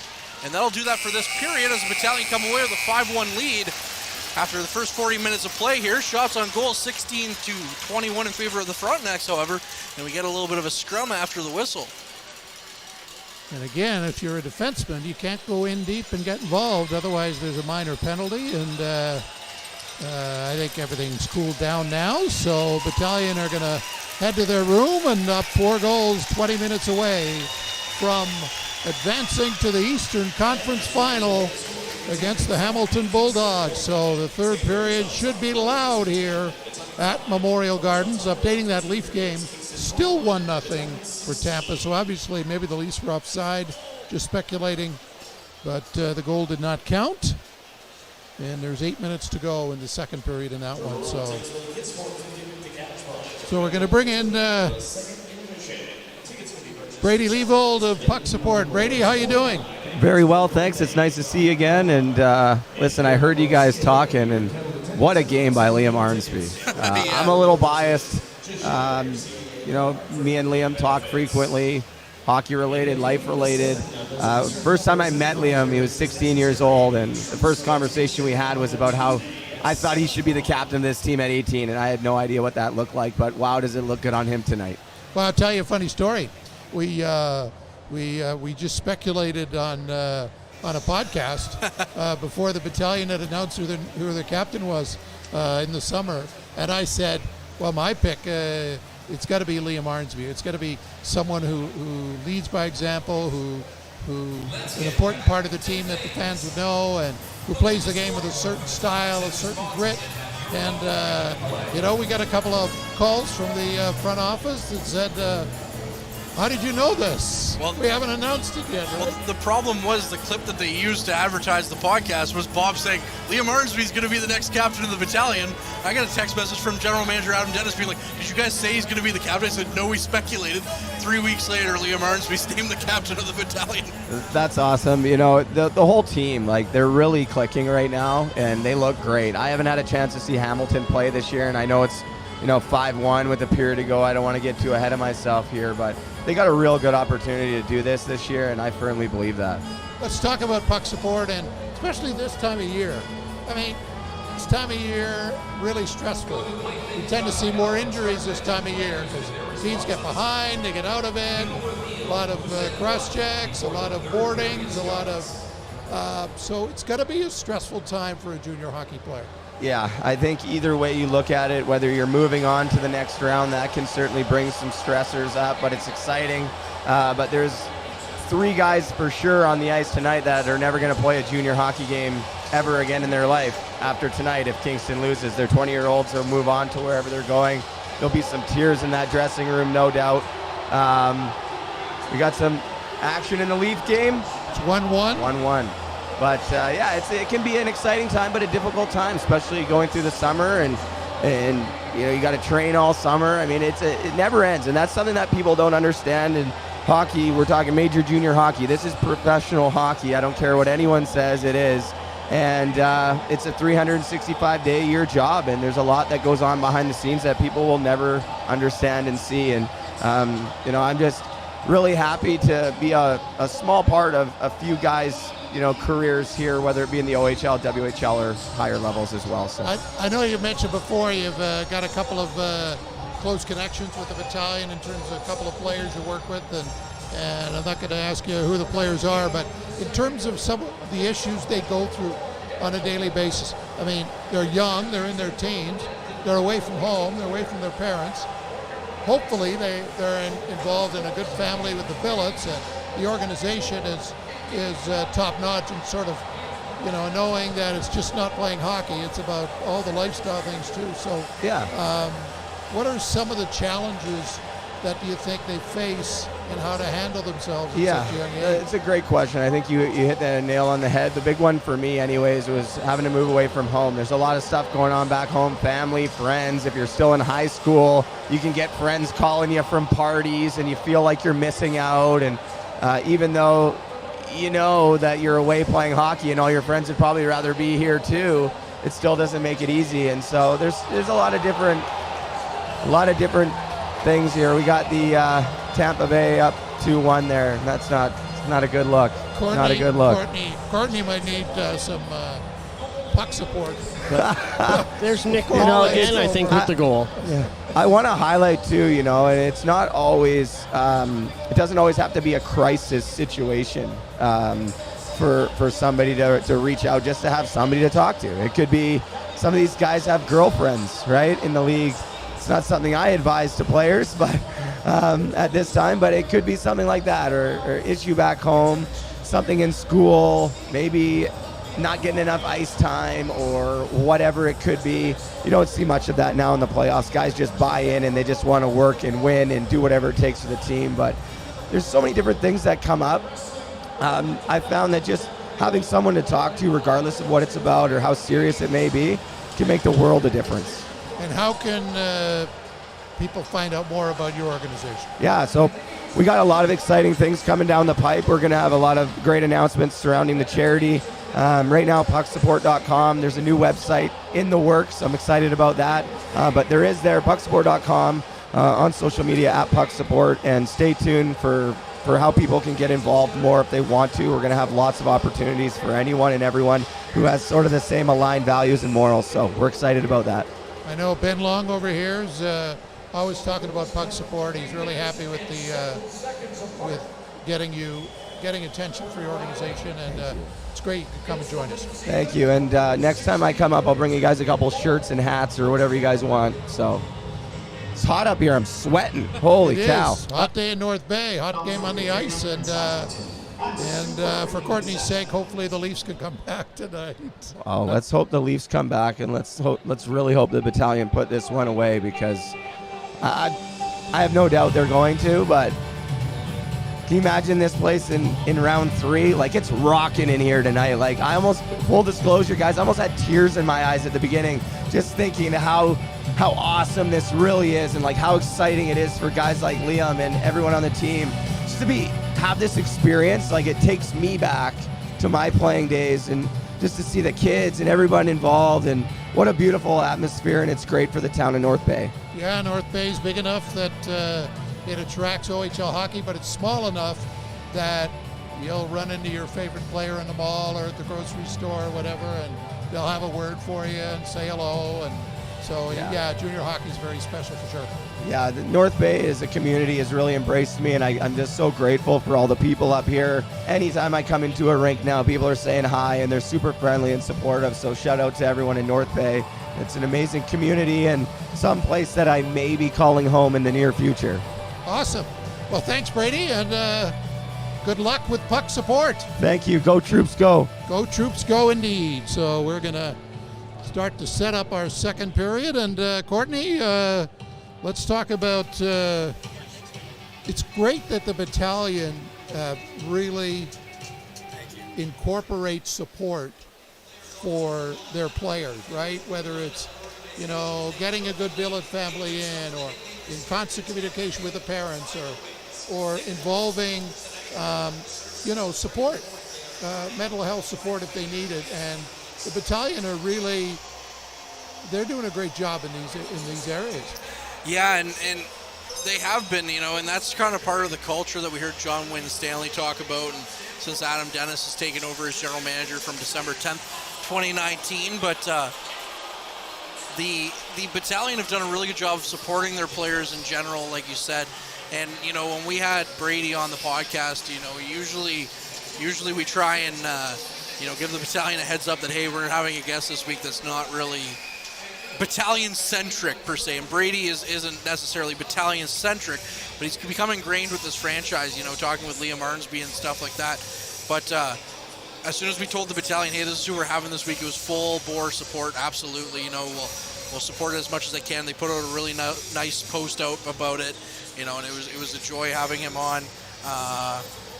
And it looks like we're getting add an assist to Kingston's goal for Perrick. He picks up an assist, so having a good second period there. We just got the official scoring update from Mike Brito. Who's very happy that the Leafs are trailing right now. I'm not a big Mike Brito fan right now. It's 2-1, by the way, and former North Bay Battalion player Nick Paul has both Tampa goals. It's Nick Paul 2, Toronto 1. So around the OHL tonight, we'll duck in some scores. Flint leading the Sioux 4-0, so they look like they're about to end the Sioux season in 5 games. Kitchener and Windsor 2-2, so Windsor up 3-1 in the series. Here, of course, it's 5-1. 3 goals in that period, 2 for North Bay. Shots were 10-5 Kingston, 21-16 Kingston overall. Power plays 0 for 3 for Kingston, 2 for 4 for the Battalion. Faceoffs won 23-19 for Kingston. Goals in the period after Kyle McDonald scored 2 in the first for North Bay, 6 of the playoffs. Paul Christopoulos added his 3rd in the second. Kyle Jackson's 8 from Mitchell Russell and Matvey Petrov on the power play at 55 seconds. Then another one for Jackson, his 9th of the playoffs from Petrov and Russell. That came at 6:17. Jordan Frasca getting Kingston on the board at 6:30. Penalties in the period, 23 seconds. Lucas Edmonds for roughing, 103. Liam Arnsby for slashing, 146. Jordan Frasca for cross-checking. Jackson Stewart for Kingston for cross-checking at 5:39. Anthony Romani for slashing at 9:40. And Ty Nelson for tripping at 17:57. So it's 5-1. And obviously, if Windsor wins that game over Kitchener, they'll play Flint in the West Final, and North Bay, if they hold on to their lead, would play Hamilton in the East Final. So We could be down to our final four. NHL today, Pittsburgh Rangers play tomorrow, but Carolina eliminated Boston in Game 7, 3-2. And the Maple Leafs trailed Tampa 2-1 late second period. Second period just ended, so 20 minutes or more left, and it's the Nick Paul night so far. Well, we're watching on the big screen, Courtney. Why shouldn't a North Bay Battalion player dominate the game? 2 big goals for Paul obtained in that deal with Ottawa. And I remember stories out of Ottawa that said he wanted to re-sign in Ottawa, and they didn't want to give him an extra year. Yeah. And so they traded him the next day. And there's always one of those deadline deals. Claude Giroux going from Philly to Florida, that's a huge one. But that one's paid off for Tampa. I mean, everyone talked the Brandon Hagel deal, but the Nick Paul deal, Tampa's pretty happy about that right now. I think you got to be a little bit happier with the Nick Paul deal than the Brandon Hagel one. I mean, you paid an exorbitant price for Brandon Hagel. I think it was a first rounder and some good prospects, but I mean, he might turn out to be a good player in the long run. He just hasn't meshed with Tampa as well as they would have hoped, but Nick Paul really coming into his own, and I think he had like 5 or 6 goals in like 11 games played for them. So after not really getting, top, he's kind of in the bottom 6 a little bit for Ottawa. And they valued his leadership, but yeah, like you said, they didn't want to go that extra year.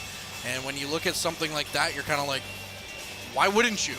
Look what he's doing in the playoffs. Wouldn't you love when Ottawa goes on, hopefully a run here soon? Because they put together an exciting young team. You have to think they're going to be a contender here in a couple of years for a playoff spot. Wouldn't you want that kind of leadership on your, bottom 6 or middle 6 guys, that can get a goal in a good moment like that? I mean, like we just mentioned, it's Nick Paul 2, Toronto 1 right now. And look what he did at the World Championship, assisting on the winning goal in the gold medal game for Canada. To his teammate at the time, Connor Brown. Connor Brown, right. Let's bring in Ben. Ben, third period coming up. North Bay up comfortably on the scoreboard 5-1, but Kingston played a better period that one. What are we expecting here in the third? You know what, Bob? I don't know what I'm expecting here in the third period. There's frozen ice. Yeah. Rubber. There's going to be water that's frozen. There's going to be vulcanized rubber, and people are going to do things. This is the best analysis I've ever had ever. Wow. That's, but I have an unrelated question for Courtney. How do you get status of being a friend of the podcast? How many episodes do you have to be on? Usually it's 3. 3? Yeah. How close is Nick Paul to becoming a friend of the podcast? He's 1 episode away. And is that never going to happen now after tonight? You know what? It's very close. You know what? Here's the thing. So we had Nick Paul on the first time. The Leafs had a 5-1 lead on the Sens just before it.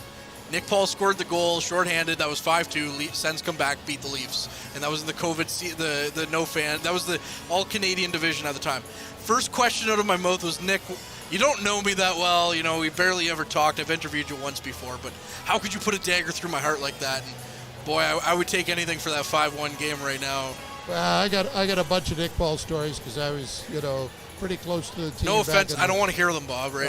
They're really good stories. He's a great guy, and I remember interviewing him after he got traded to Ottawa.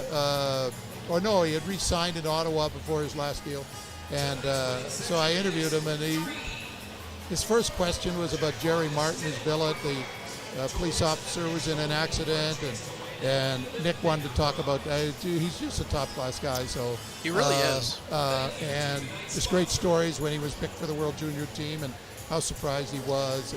And he was the guy that was on the ice in the last minute. It wasn't Connor McDavid. No. It was Nick Paul. So he tells a good story about that game, though, with Connor McDavid sitting beside him on the bench, puts his head in his knees basically, and says, "Paulie, tell me when it's over." Yeah. So hopefully for your Leafs, it won't be the difference tonight, but we'll see. But let's talk about the third period. I do have to say before we get off that topic real quick, I got 2 things to say. When it comes to the Leafs, yes, I want to see them move on, but I'm more invested. The Battalion are my number 1 hockey team, so it's good to see them up 5-1 right now. Other thing I wanted to say real quick about the Nick Paul thing, about how good of a guy he is. I mean, we were just some random podcast from North Bay that reached out to the Ottawa Senators, and thankfully their media guy took us seriously. and said, yep, okay, and he got us, and Nick Paul came on like right away. There was no time, between us asking and him coming on. It just had to make sense. They were on the road, so it had to make sense for him to be back in Ottawa. But he was right on. He was very excited. He wanted to talk about North Bay and everything. He was excited to be on. And then we had him 2 weeks later when Mike Amadio was traded. So we just had Nick Paul on, and then we had him again, and he was more than gracious to come on. So aside from tonight, Nick Paul's been a top-class guy for me. Third period. The year was 2015.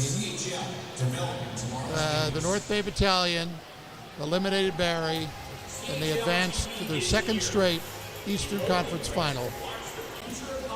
And we are 20 minutes away from that happening, and I never thought we'd be here. Not this year. They're not here yet, but no, I think it just shows what a great organization they have here in North Bay now. They've drafted some really top quality talent. The experienced guys have come to the fore all season long. And not there yet, 20 more minutes. But this could be in a noisy, exciting place in about 35 minutes or so. Yeah, and you know what? It's before I let Ben come in and say what he was going to say. Sorry for interrupting you there, Ben, but it's going to be exciting. And I mean, the last time we've seen this happen, again, some parallels. The Battalion in each Eastern Conference final they've been here did not have home ice advantage, and they swept Oshawa the first year, and then they lost in 6 games to Oshawa the next year. So I mean, North Bay's had a good showing, but of course, none of those players are on this team. 2 of those guys are in the NHL playoffs right now, one being injured with Barclay Goodrow. But anyways, Ben, take her away. So yeah, heading into this third period as the Frontnacs are out, we're just waiting for the Battalion to come back on the ice here. The one thing that I think we're going to watch to see here is the Frontnacs are a really heavy, high-powered team.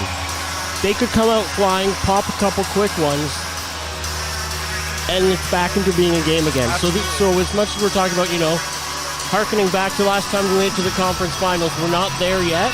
No.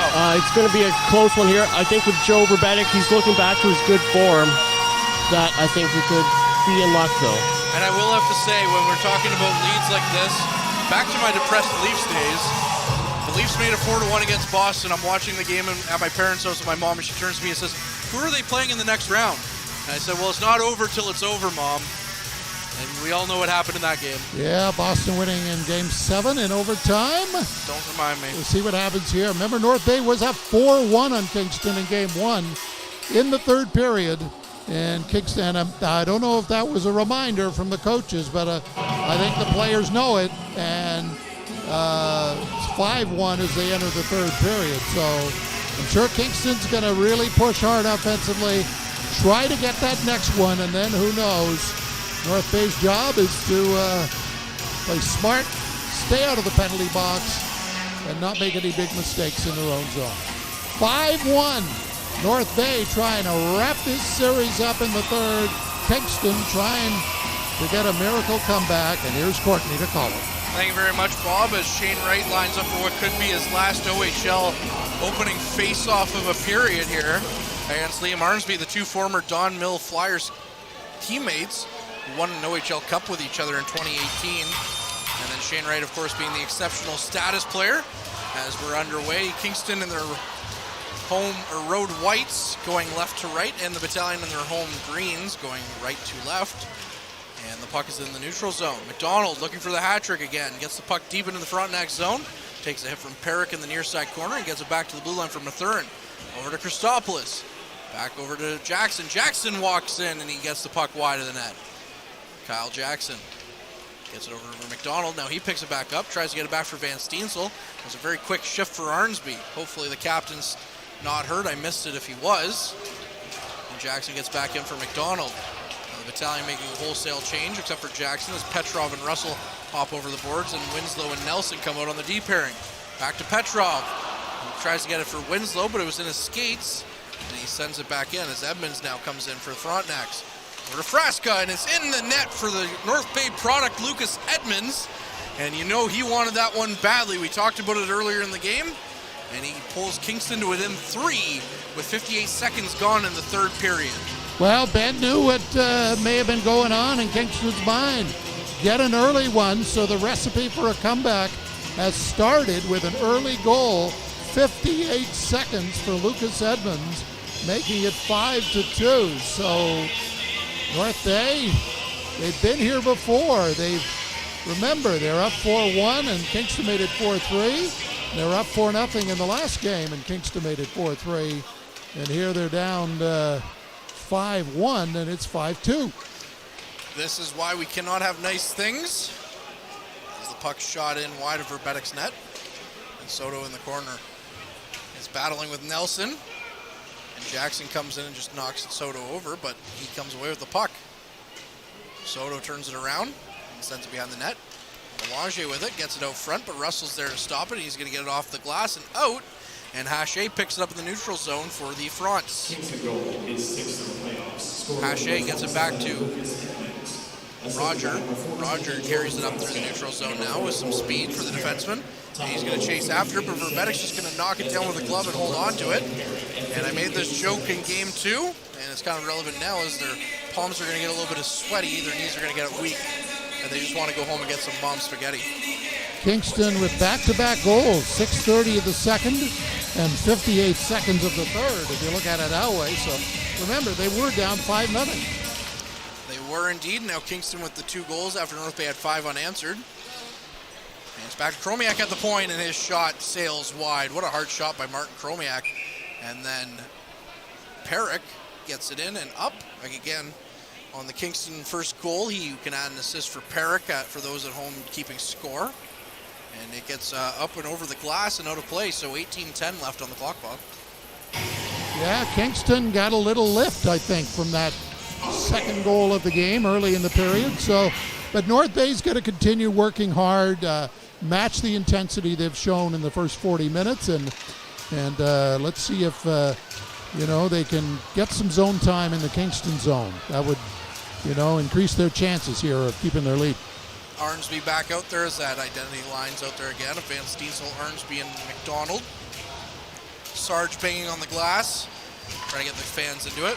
And McDonald picks it up and out of the Battalion zone. He just flips it up and over into the Frontnacs zone for Spooner to glove it down.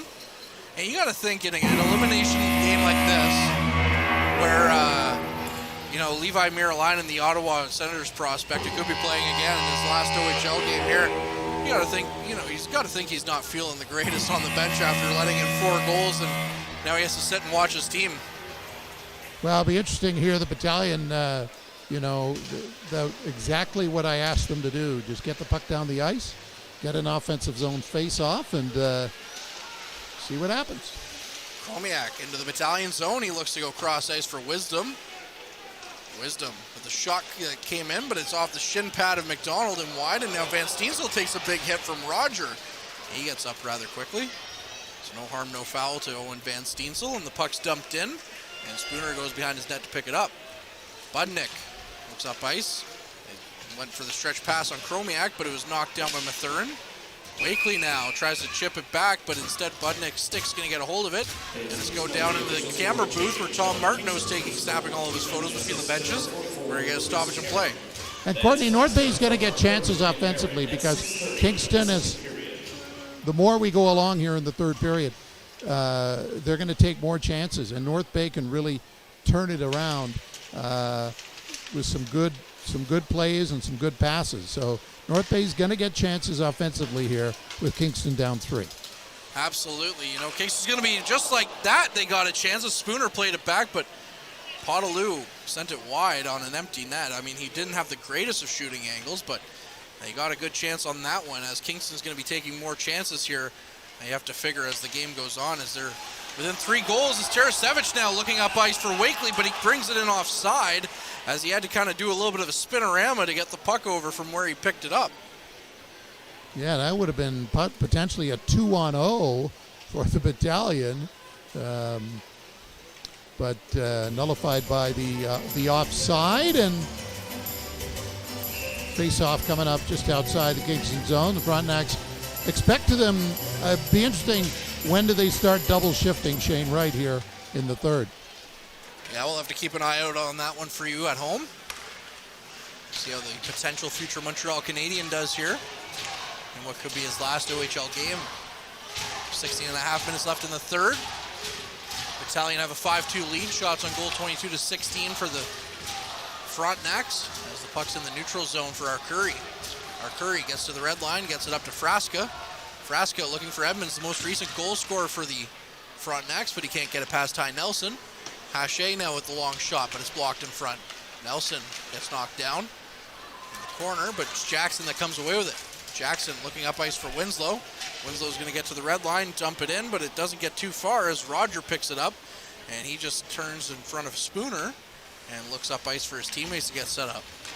Budnick up to Wright. Wright over to Wisdom. Wisdom tries to split the D, but instead a good stick by Govro stops that one. And then we have McDonald in a foot race the other way with Budnick. McDonald knocked down and taken hard into the boards. No call coming. And it's Wisdom now on the near side half wall. He gets it behind the net to Budnick. And it's up to Murray. Murray goes for a bit of a skate with it. Tries to get to Chromiak. He hops over his stick and goes to Wisdom.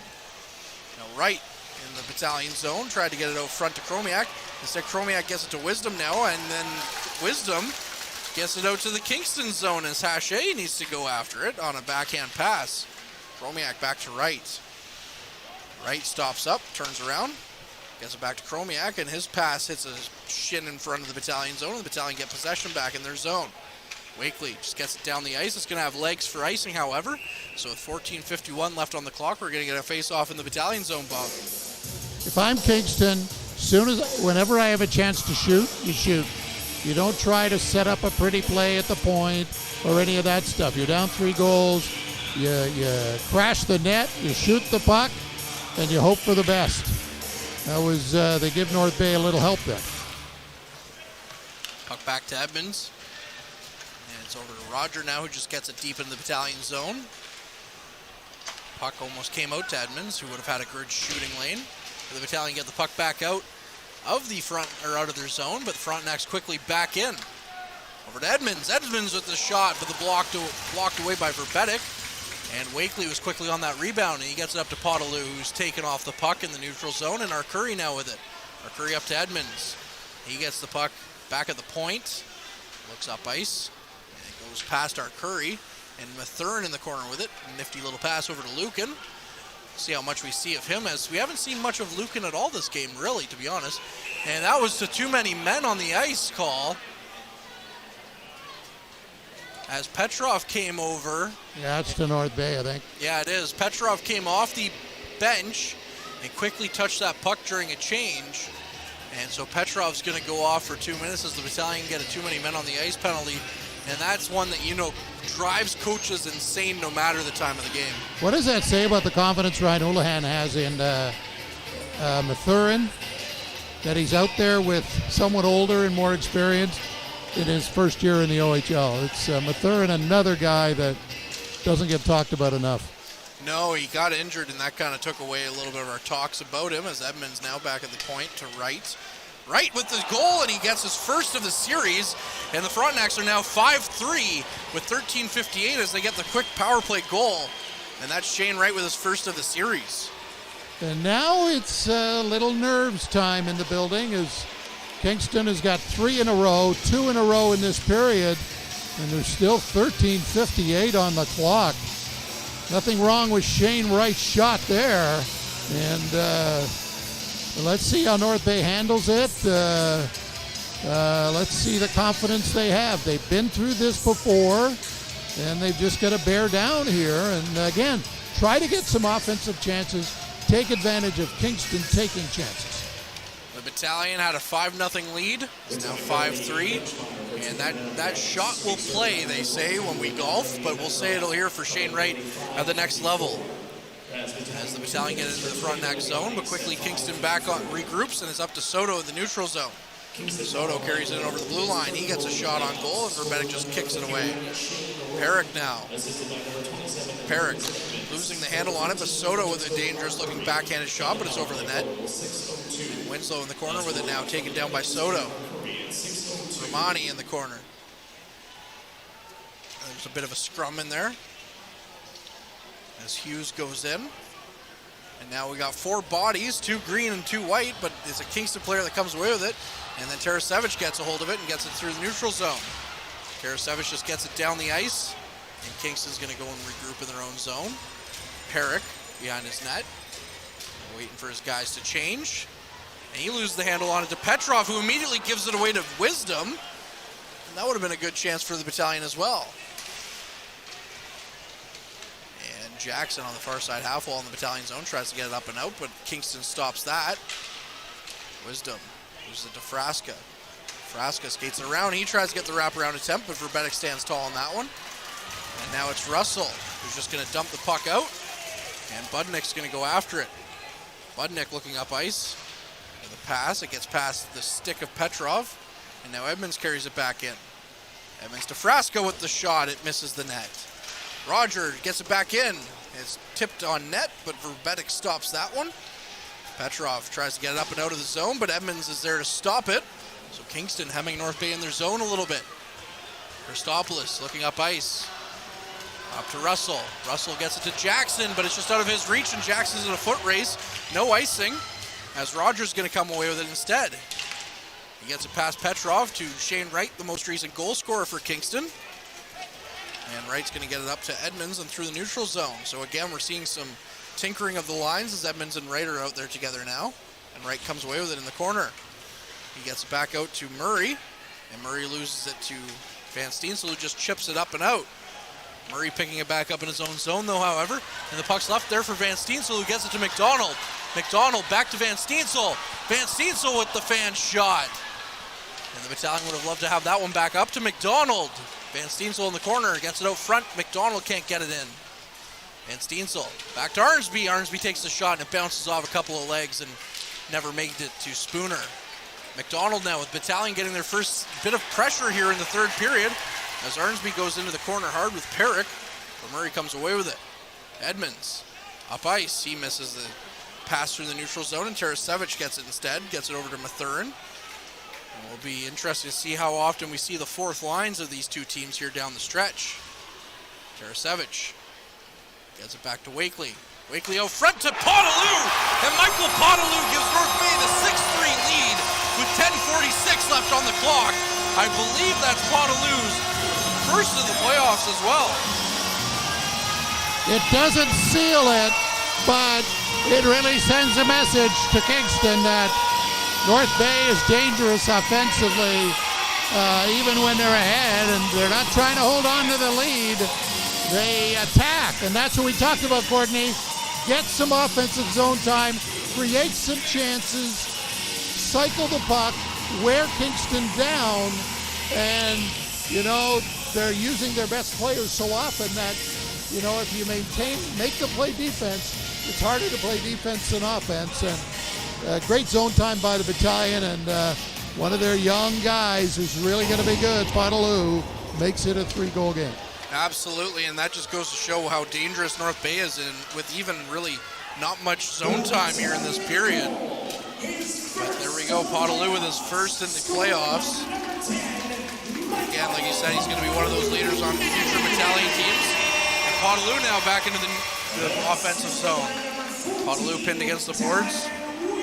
Gets a hit against Hache. And Hache comes away with the puck and behind his net.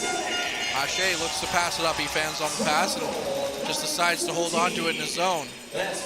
Looking up ice as Petrov comes in to put a little bit of pressure on him. And Petrov comes away with the puck, but it's knocked away by a diving Hache out front to Jackson. Jackson circles, gets it back to Petrov. Petrov behind the net. He's looking for an option to pass to. Petrov with a no-look pass cross ice to Russell. Russell just going to rim it around the boards for Winslow at the point. Winslow gets it up back to Russell. Russell looking out front on the no-look pass as well. And it almost was knocked in by a Kingston defender. But Spooner's going to hold on to that, and that's going to bring us to our mid-period break, Bob. Okay, thank you. And Ben, got to give you credit there. You're saying it's 5-1. You're saying, hey, 20 more minutes to go. Kingston needs an early goal, and then they get another one. But North Bay handled that challenge pretty well. They came right back, got some offense going, and now they're up by 3 again. Yeah, so that was a really heads-up play by Wakely behind the net to put it out to Podolou there, and great hand-eye coordination. He's looking more like a Blue Jays player than a Maple Leafs player out there for that goal. But that was nice to see get that back. 'Cause I was getting concerned there. They came back to it was 5-3. That's a 2-goal game. That's an easy fix for any team with the firepower that Kingston has available at them. So to get it back to 3 is really good, I think. Yeah, game not over. Still over half the period to go, but North Bay in good shape, up by 3, and see what happens down the stretch. Kingston will continue to be more aggressive, take more chances, trying to get that goal back, and we'll see how the Battalion, but that's a key goal when it's one of your younger guys. It just shows the depth this team has. And for young players, they're getting used to the ups and downs of playoffs. You know, you're going to give up a couple, and then you're going to get one back, and I think they're handling it pretty well. They are indeed, Bob, with only one loss to this point in the playoffs. And, got to say, Ben Long, not just a pretty face. You keep him around for more reasons than that, as the wave has now started here at Memorial Gardens. And Budnick now back in his own zone. It's up to Edmonds. It comes in on Verbetic as he tipped it in. Verbetic leaves it for Nelson to go out and play. And without Coe out there with a letter, Nelson's wearing an A. I can't believe we just seen that now. And Edmonds now up ice. Gets it back. And Mathurin going to keep him on the near side half wall. Arnsby chips it out. And gets it to Murray. Murray. Over to Roger. And they're just going to play pitch and catch in the Frontnacs zone. And then Shane Wright going to come out of his zone with some speed. Slows down in the neutral zone, tries to get up to Chromiak, but it's thwarted by Christopoulos. Christopoulos gets it down the ice, but no icing. And Murray's going to pick it up. Leaves it behind his net, but it hits the back of his net and doesn't go to his intended target. Van Steensel came in with some speed trying to get to it. Rogers going to pick it up instead. Chromiak again through the zone, neutral zone. Chromiak with the sharp angle shot, and Wright was there on the rebound, and then it comes through the blue paint as Chromiak tried to get it across, but Potaloo was there to stop it. And then we get a high sticking call here, so stoppage of play. So 8:14 left in our post-game show. Me and Ben will talk what happened in the third period and what's next for the North Bay Battalion. And 29-18 now. So Kingston's had their chances, and we didn't expect to see Joe Verbetic in this one, Courtney, but he's been very solid in the North Bay net tonight, and he's made several key saves when Kingston's been hot. He has indeed. Can't say enough good things about Verbetic, who's through 29 shots, made 26 saves. As another one comes in, he has to be a little bit sharp on that as it bounced off the end boards and comes out in front of his net, and he picks it up. So another quick stoppage and play. 7:58 now left in the third period. Shots on goal, as I mentioned, 29 for the Frontnacs, 18 for the Battalion. Third period underway in Toronto, 18 minutes to go, still 2-1 Lightning. Earlier we told you that former Battalion forward Nick Paul with both of Tampa's goals. It's game 7, the winner will play Florida in the next round.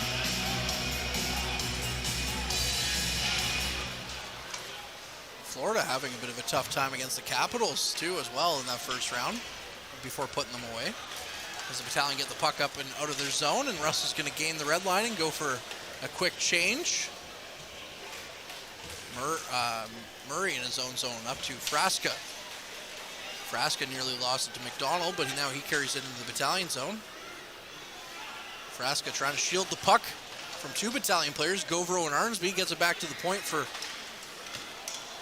Murray, and Murray takes a point shot, and it gets into Verbetic, and then Govro takes exception with Frasca with a couple of shots at each other. And for a goalie, the level of concentration it takes to make that save, maybe you can't see it, and it's like players are moving. If you can imagine like a dartboard moving in front of you, you still have to find the puck, and I think he did a good job there. 46-92 is the 50-50 number, so not bad. That's pretty good. That's 23-46. You'd leave here if you had the winner, Courtney. It'd be a nice chunk of change for sure. We can dream, can we not? Yes, we can. It's not like Edmonton, but it's not bad. Yeah. Actually, when I was at the Jays games earlier, they were up to $500,000. That was the winner take home. As Kingston now gets it back into the Battalion zone. Wisdom gets it through a couple of bodies and into the corner and gets it back out to Perrick at the blue line. Van Steensel gets it past the blue line, dumps it down the ice. Will it have the legs for icing? It will not, as Wisdom picks it up before the goal line. Wisdom looking for some options up ice now. Leaves it for Roger. 6:40 left on the clock here in the third period. And Verbetic out to play the puck as it was dumped down as we get another Go Troops Go chant. Wakely knocks it up into the neutral zone, and Hughes just plays it off to Roger. Roger behind his net, goes for a bit of a skate with it. Looks up ice, up to Soto. Soto with some speed. Gets it back to Belanger. Belanger takes a shot and it shatters the stick in half of Nelson. And then a quick shot from Roger from the blue line comes in and it goes wide of the net. Roger knocks it back in as it came out to the neutral zone. Didn't go in far enough. Soto, Kingston's first rounder in the 2021 priority selection, gets the puck in and a bit of a scrum ensues on the end ball. Back out to Petrov. Petrov tips it out. Petrov could have a quick break or a 2-on-1 with Russell. Avi Petrov goes cross ice for Russell. And Russell misses it as it was just ahead of him, so the Battalion don't get any shot attempt on that opportunity. But again, the Battalion, like you said, Bob, trying to take advantage of some Kingston mistakes as they're pressing. And we'll have to keep an eye on Spooner now with 5.5 left. See when he leaves the net for Kingston. Roger behind the net. Up to Frasca. Frasca is getting it with some speed through the neutral zone. Gets out to Christopoulos, and Christopoulos is going to send it back for Hache in the neutral zone. Edmonds picks it up, gives it back to his defenseman of Roger. And the puck skips over Christopoulos' stick in the Battalion zone and goes into the far side corner. Frasca comes away with it, leaves it for Arcuri. Up to Roger, who takes the shot. And Van Steensel with the block, and that hurt him a little bit as he fell down while skating back to the bench. Hopefully he's going to be okay. Hache up the ice. And Tarasevich stops that one and knocks it down the ice. It's not going to go for icing, however, as McDonald takes his man hard into the boards. That's Perrick, who gets it up to Wright, and Wright gets it to Murray. Over to Edmonds, 4:44 left on the clock. Wright up to Murray, who couldn't get the shot away, and now the Battalion have a 2-on-1 the other way. Wakely goes cross ice to Tarasevich with the shot, and he fans on it. That's 2-on-1s for the Battalion now, where they didn't get any shot. Tarasevich gets another opportunity, and it's off the post. Podolou now with 4 minutes and 20 seconds left. Tried to get out front to Wakely, and the puck bounced out to Mathurin and jumped over his blade of his stick and out to the neutral zone. Mathurin's going to dump it down. 4:13 left in the third. 6-3 Battalion lead. And Wisdom, with some speed in his own zone, carries it up to the red line, dumps it in, and the Frontnacs are going to chase after, but Verbetic comes out and plays it. Up to Petrov, and Petrov's going to chip it down the length of the ice, and that one will have legs for icing. So we're going to get a face-off down here in the Battalion zone with 3:55 left on the clock, Bob. 3:55 to go. 6-3 Battalion, 28:06. That's a pretty good crowd tonight, considering I'm sure a lot of people wanted to stay home and watch another little hockey game going on in Toronto. But they showed up and supported the Battalion, and here they are, and could be witnessing something that hasn't been seen in this building in 7 years. An appearance in a conference final. So, but there's still time for Kingston. But I would think, Courtney, they have to pull the goalie pretty soon, being down 3 goals. Yeah, and another thing going against that as well is how beautiful of a day it was. It was supposed to rain today, so I was going to book a tee time, and then I saw it was thunderstorms and then nothing, so didn't have a tee time. But yes, Kingston's going to be looking to pull their goalie soon, as we see fans pulling from their seats and heading for the exits already here with 3:51 left on the clock. Hey guys, it's a closer game than you think. Kingston's got some offensive firepower. Don't go anywhere just yet. As Ben Long, the Oracle here. Oracle Ben Long. Yeah, calling it in the second intermission. And if it came back to haunt him, he'd be buying us all wings tonight. Mushroom caps, maybe for me. As the puck's back into the Battalion zone. Govro goes after it and just decides to pin it up against the boards. Spooner hasn't left his net, and Christopoulos comes away with it. Christopoulos looking it up ice. He's just going to dump it into the Kingston zone, and Spooner goes out to play it. Spooner over to Murray. Gets it up ice, and it's going to be Arcuri that stops it. And Battalion looking for some too many men on the ice there as they were penalized with it earlier. But no such calls coming against Kingston as they look to be caught in the midst of a change. Perrick now in the neutral zone. And he gets stopped at the boards, and now it's Petrov on the zone with a breakaway. Matvey Petrov with a shot, and what a save by Spooner to make it keep it a 3-goal game with just under 3 minutes left to play. Yeah, Spooner's played pretty well. Looks like Spooner's going to go now, so Kingston's going to get the extra man. And the shot's going to come in from Wright, who goes after Nelson, the back-to-back number 1 picks. Wright going in 2019, Nelson going in 2020. And they kind of took a little bit of a run at each other there as Wright took the shot and Verbetic got the glove on it to stop it. Funny guys, you know, they're buddies, they're friends, but on the ice, frustration setting in a little for Kingston, I think. Well, and Wakely, too, himself has told me that he's worked out with Wright in the offseason, too, so, you know, these guys know each other, but obviously when it's competition, you know, someone's going to win and someone's going to lose, and suddenly you get frustration out there, and we may be seeing some of that down the last couple minutes here. McDonald just chips it up into the neutral zone. Chromiak stops that one. Our Curry now has us all forwards on the ice for Kingston, just like their power play. And the puck takes a weird bounce. We've seen that a couple of times out front. And Wisdom with a shot that just handcuffs Verbetic a little bit, but kicks it away enough that it doesn't go in the net. 2:10 left in the third period. And the puck at the near side half wall. 5-6 players on the ice right now between the two teams that are kind of stuck up against the boards right now. Puck's not moving anywhere. Minute 56 left as it finally comes out, and Frasca gets it around to Chromiak. Chromiak with a quick shot on net. It's blocked. McDonald gets the puck on the glass and sends it down into the Kingston zone, and Edmonds now with it. Gets it quickly into the Battalion zone. Edmonds to Wright. Wright takes a swipe at it, can't get it in the net. And now Winslow takes Frasca into the boards, and Jackson comes out with it. Blind pass back to the blue line for the Frontnacs, and now Edmonds takes the shot. It goes wide.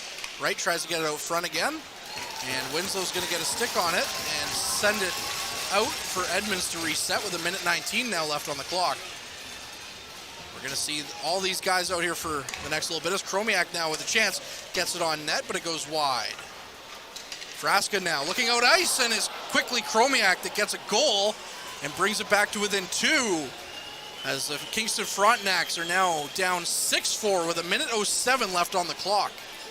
Yeah, a couple of minutes earlier, and that 6th goal for North Bay looks pretty big right now, keeping it a 2-goal game with 1:07 to go.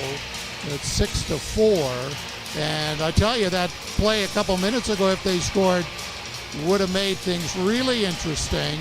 And this draw is going to be pretty important, Courtney, because if North Bay wins it, they can just shoot it down, and a lot of time will come off the clock. Timeout's being called by the Frontnacs, I presume. And but you know, is 33-20. You know, Kingston, if North Bay didn't have good goaltending tonight, I think the score could be the reverse, right? It could very well. Kingston's definitely wanted it, and they've wanted it bad in this game. Ryan, we heard him in the pregame talk about it when he talked to me after game 4. You know, he talked about how we're going to see Kingston's best.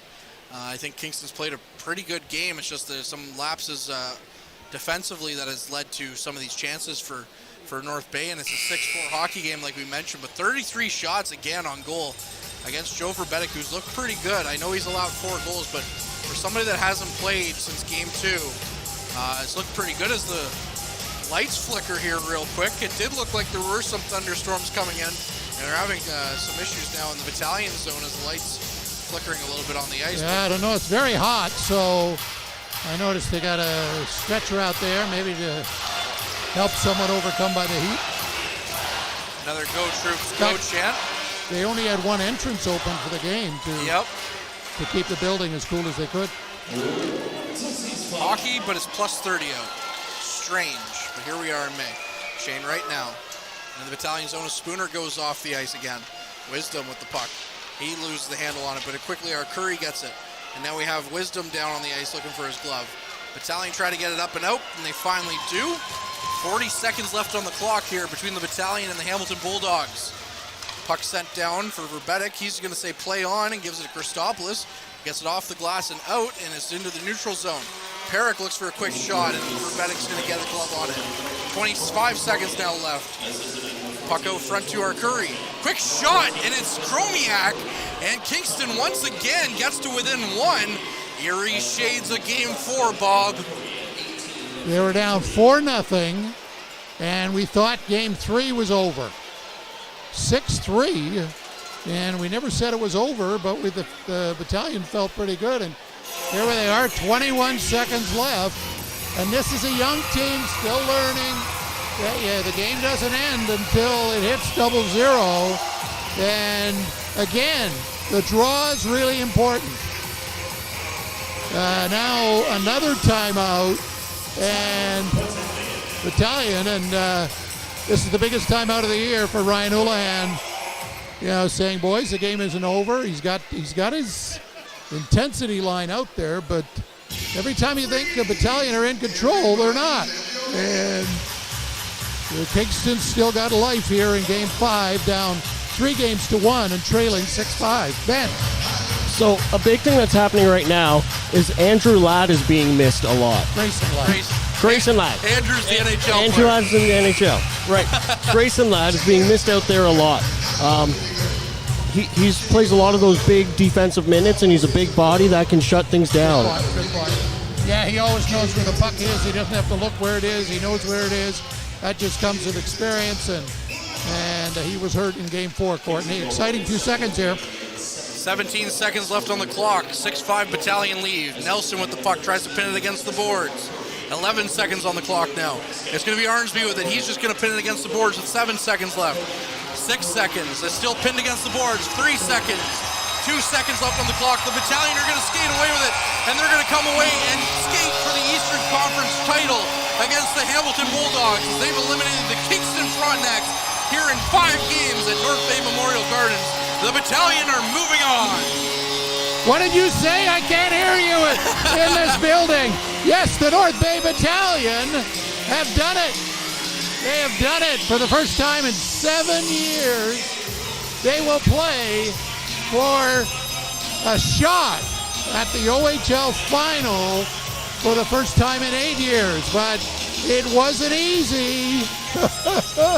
It wasn't easy. They were outshot, at times outplayed, but a tough loss for the Frontnacs, who will get on the bus and head home. Shane Wright's next game will maybe in the NHL in the fall. And the Battalion, there they are, waiting for the handshake line now, and a lot of applause for these fans, and they'll go out and put their sticks up as the fans salute them.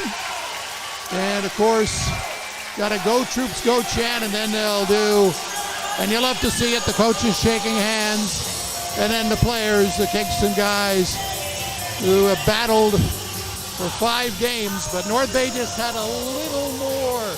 Game 1, 4-3, it was tight. Kingston almost pulled that one out. Game 2, overtime, Kingston wins, but North Bay showed great fight and forcing them to overtime. And then game 3, again, Kyle Jackson's heroics. And then 4-0 in game 4. Kingston almost tied it.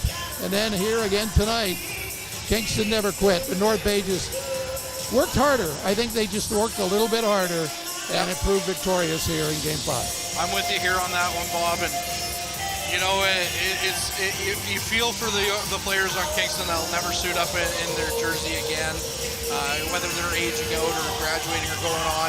I mean, Shane Wright's going to be pretty broken up about it. He is the captain's captain, but I mean, in June he's going to be hear his name called by the Blue Blanc Rouge in Montreal. So that's a good consolation prize for Shane Wright, I would say. But still, that's the end of. It's not. The Battalion, you know, ended Aaron Ekblad's OHL career, who went first overall. Now the Battalion did the same for Shane Wright's career here in the OHL. The last handshake line in this building was in 2016 when Mike Amadio and the North Bay Battalion beat the Peterborough Petes in Game 7.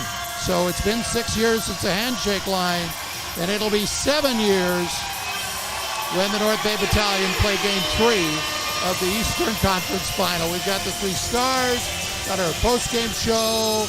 We've got Courtney's going to go down and the victorious Battalion locker room and hopefully get some interviews that we can use down the road and with some of these top Battalion players. But it was Kyle McDonald who got them going offensively, and then they just held on tight for an exciting third period.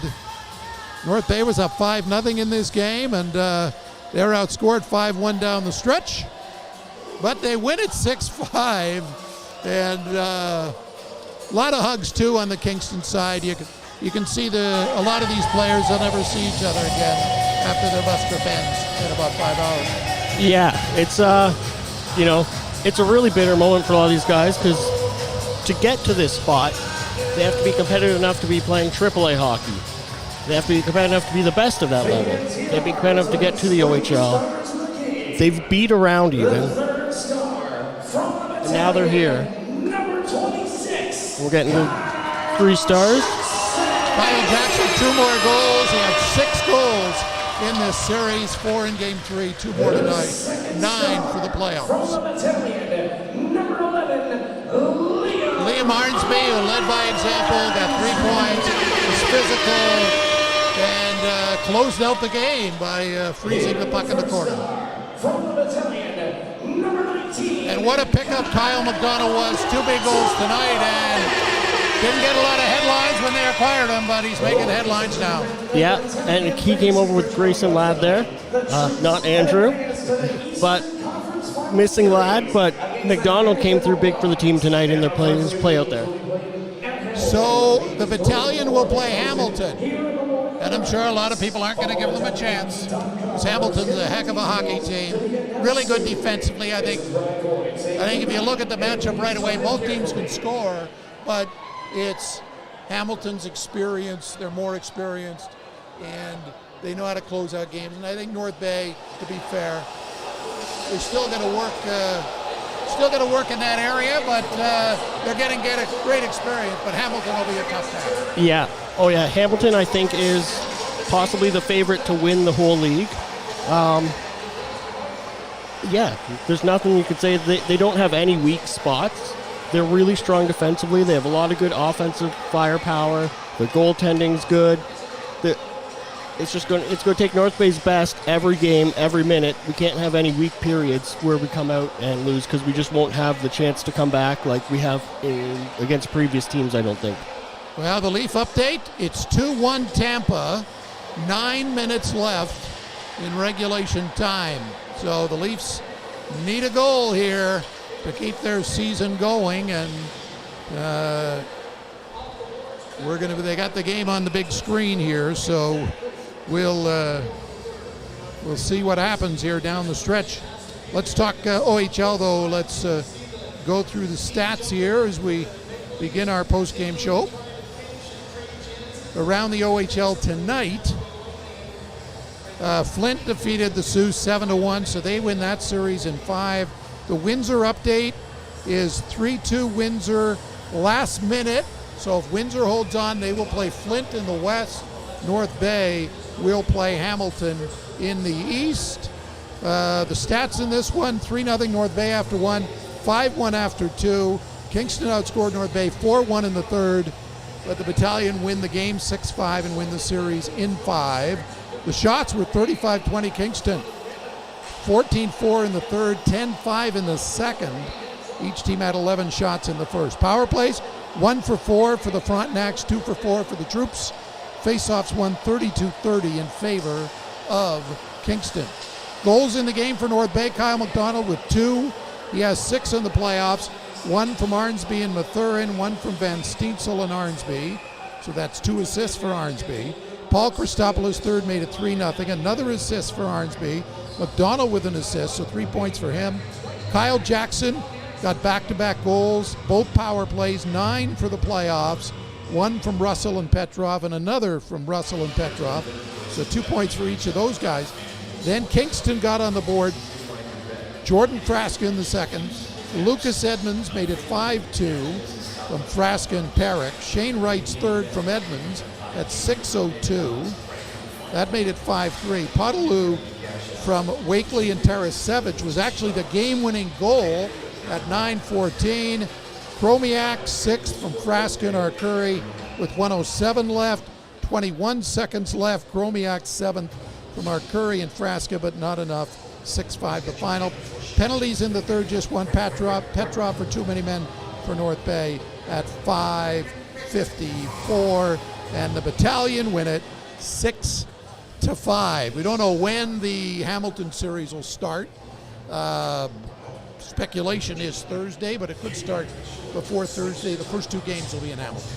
Yeah, so this will be the first series North Bay gets to without having home ice advantage, so that'll be a change for them, and it'll be a change for us here doing the broadcast as well.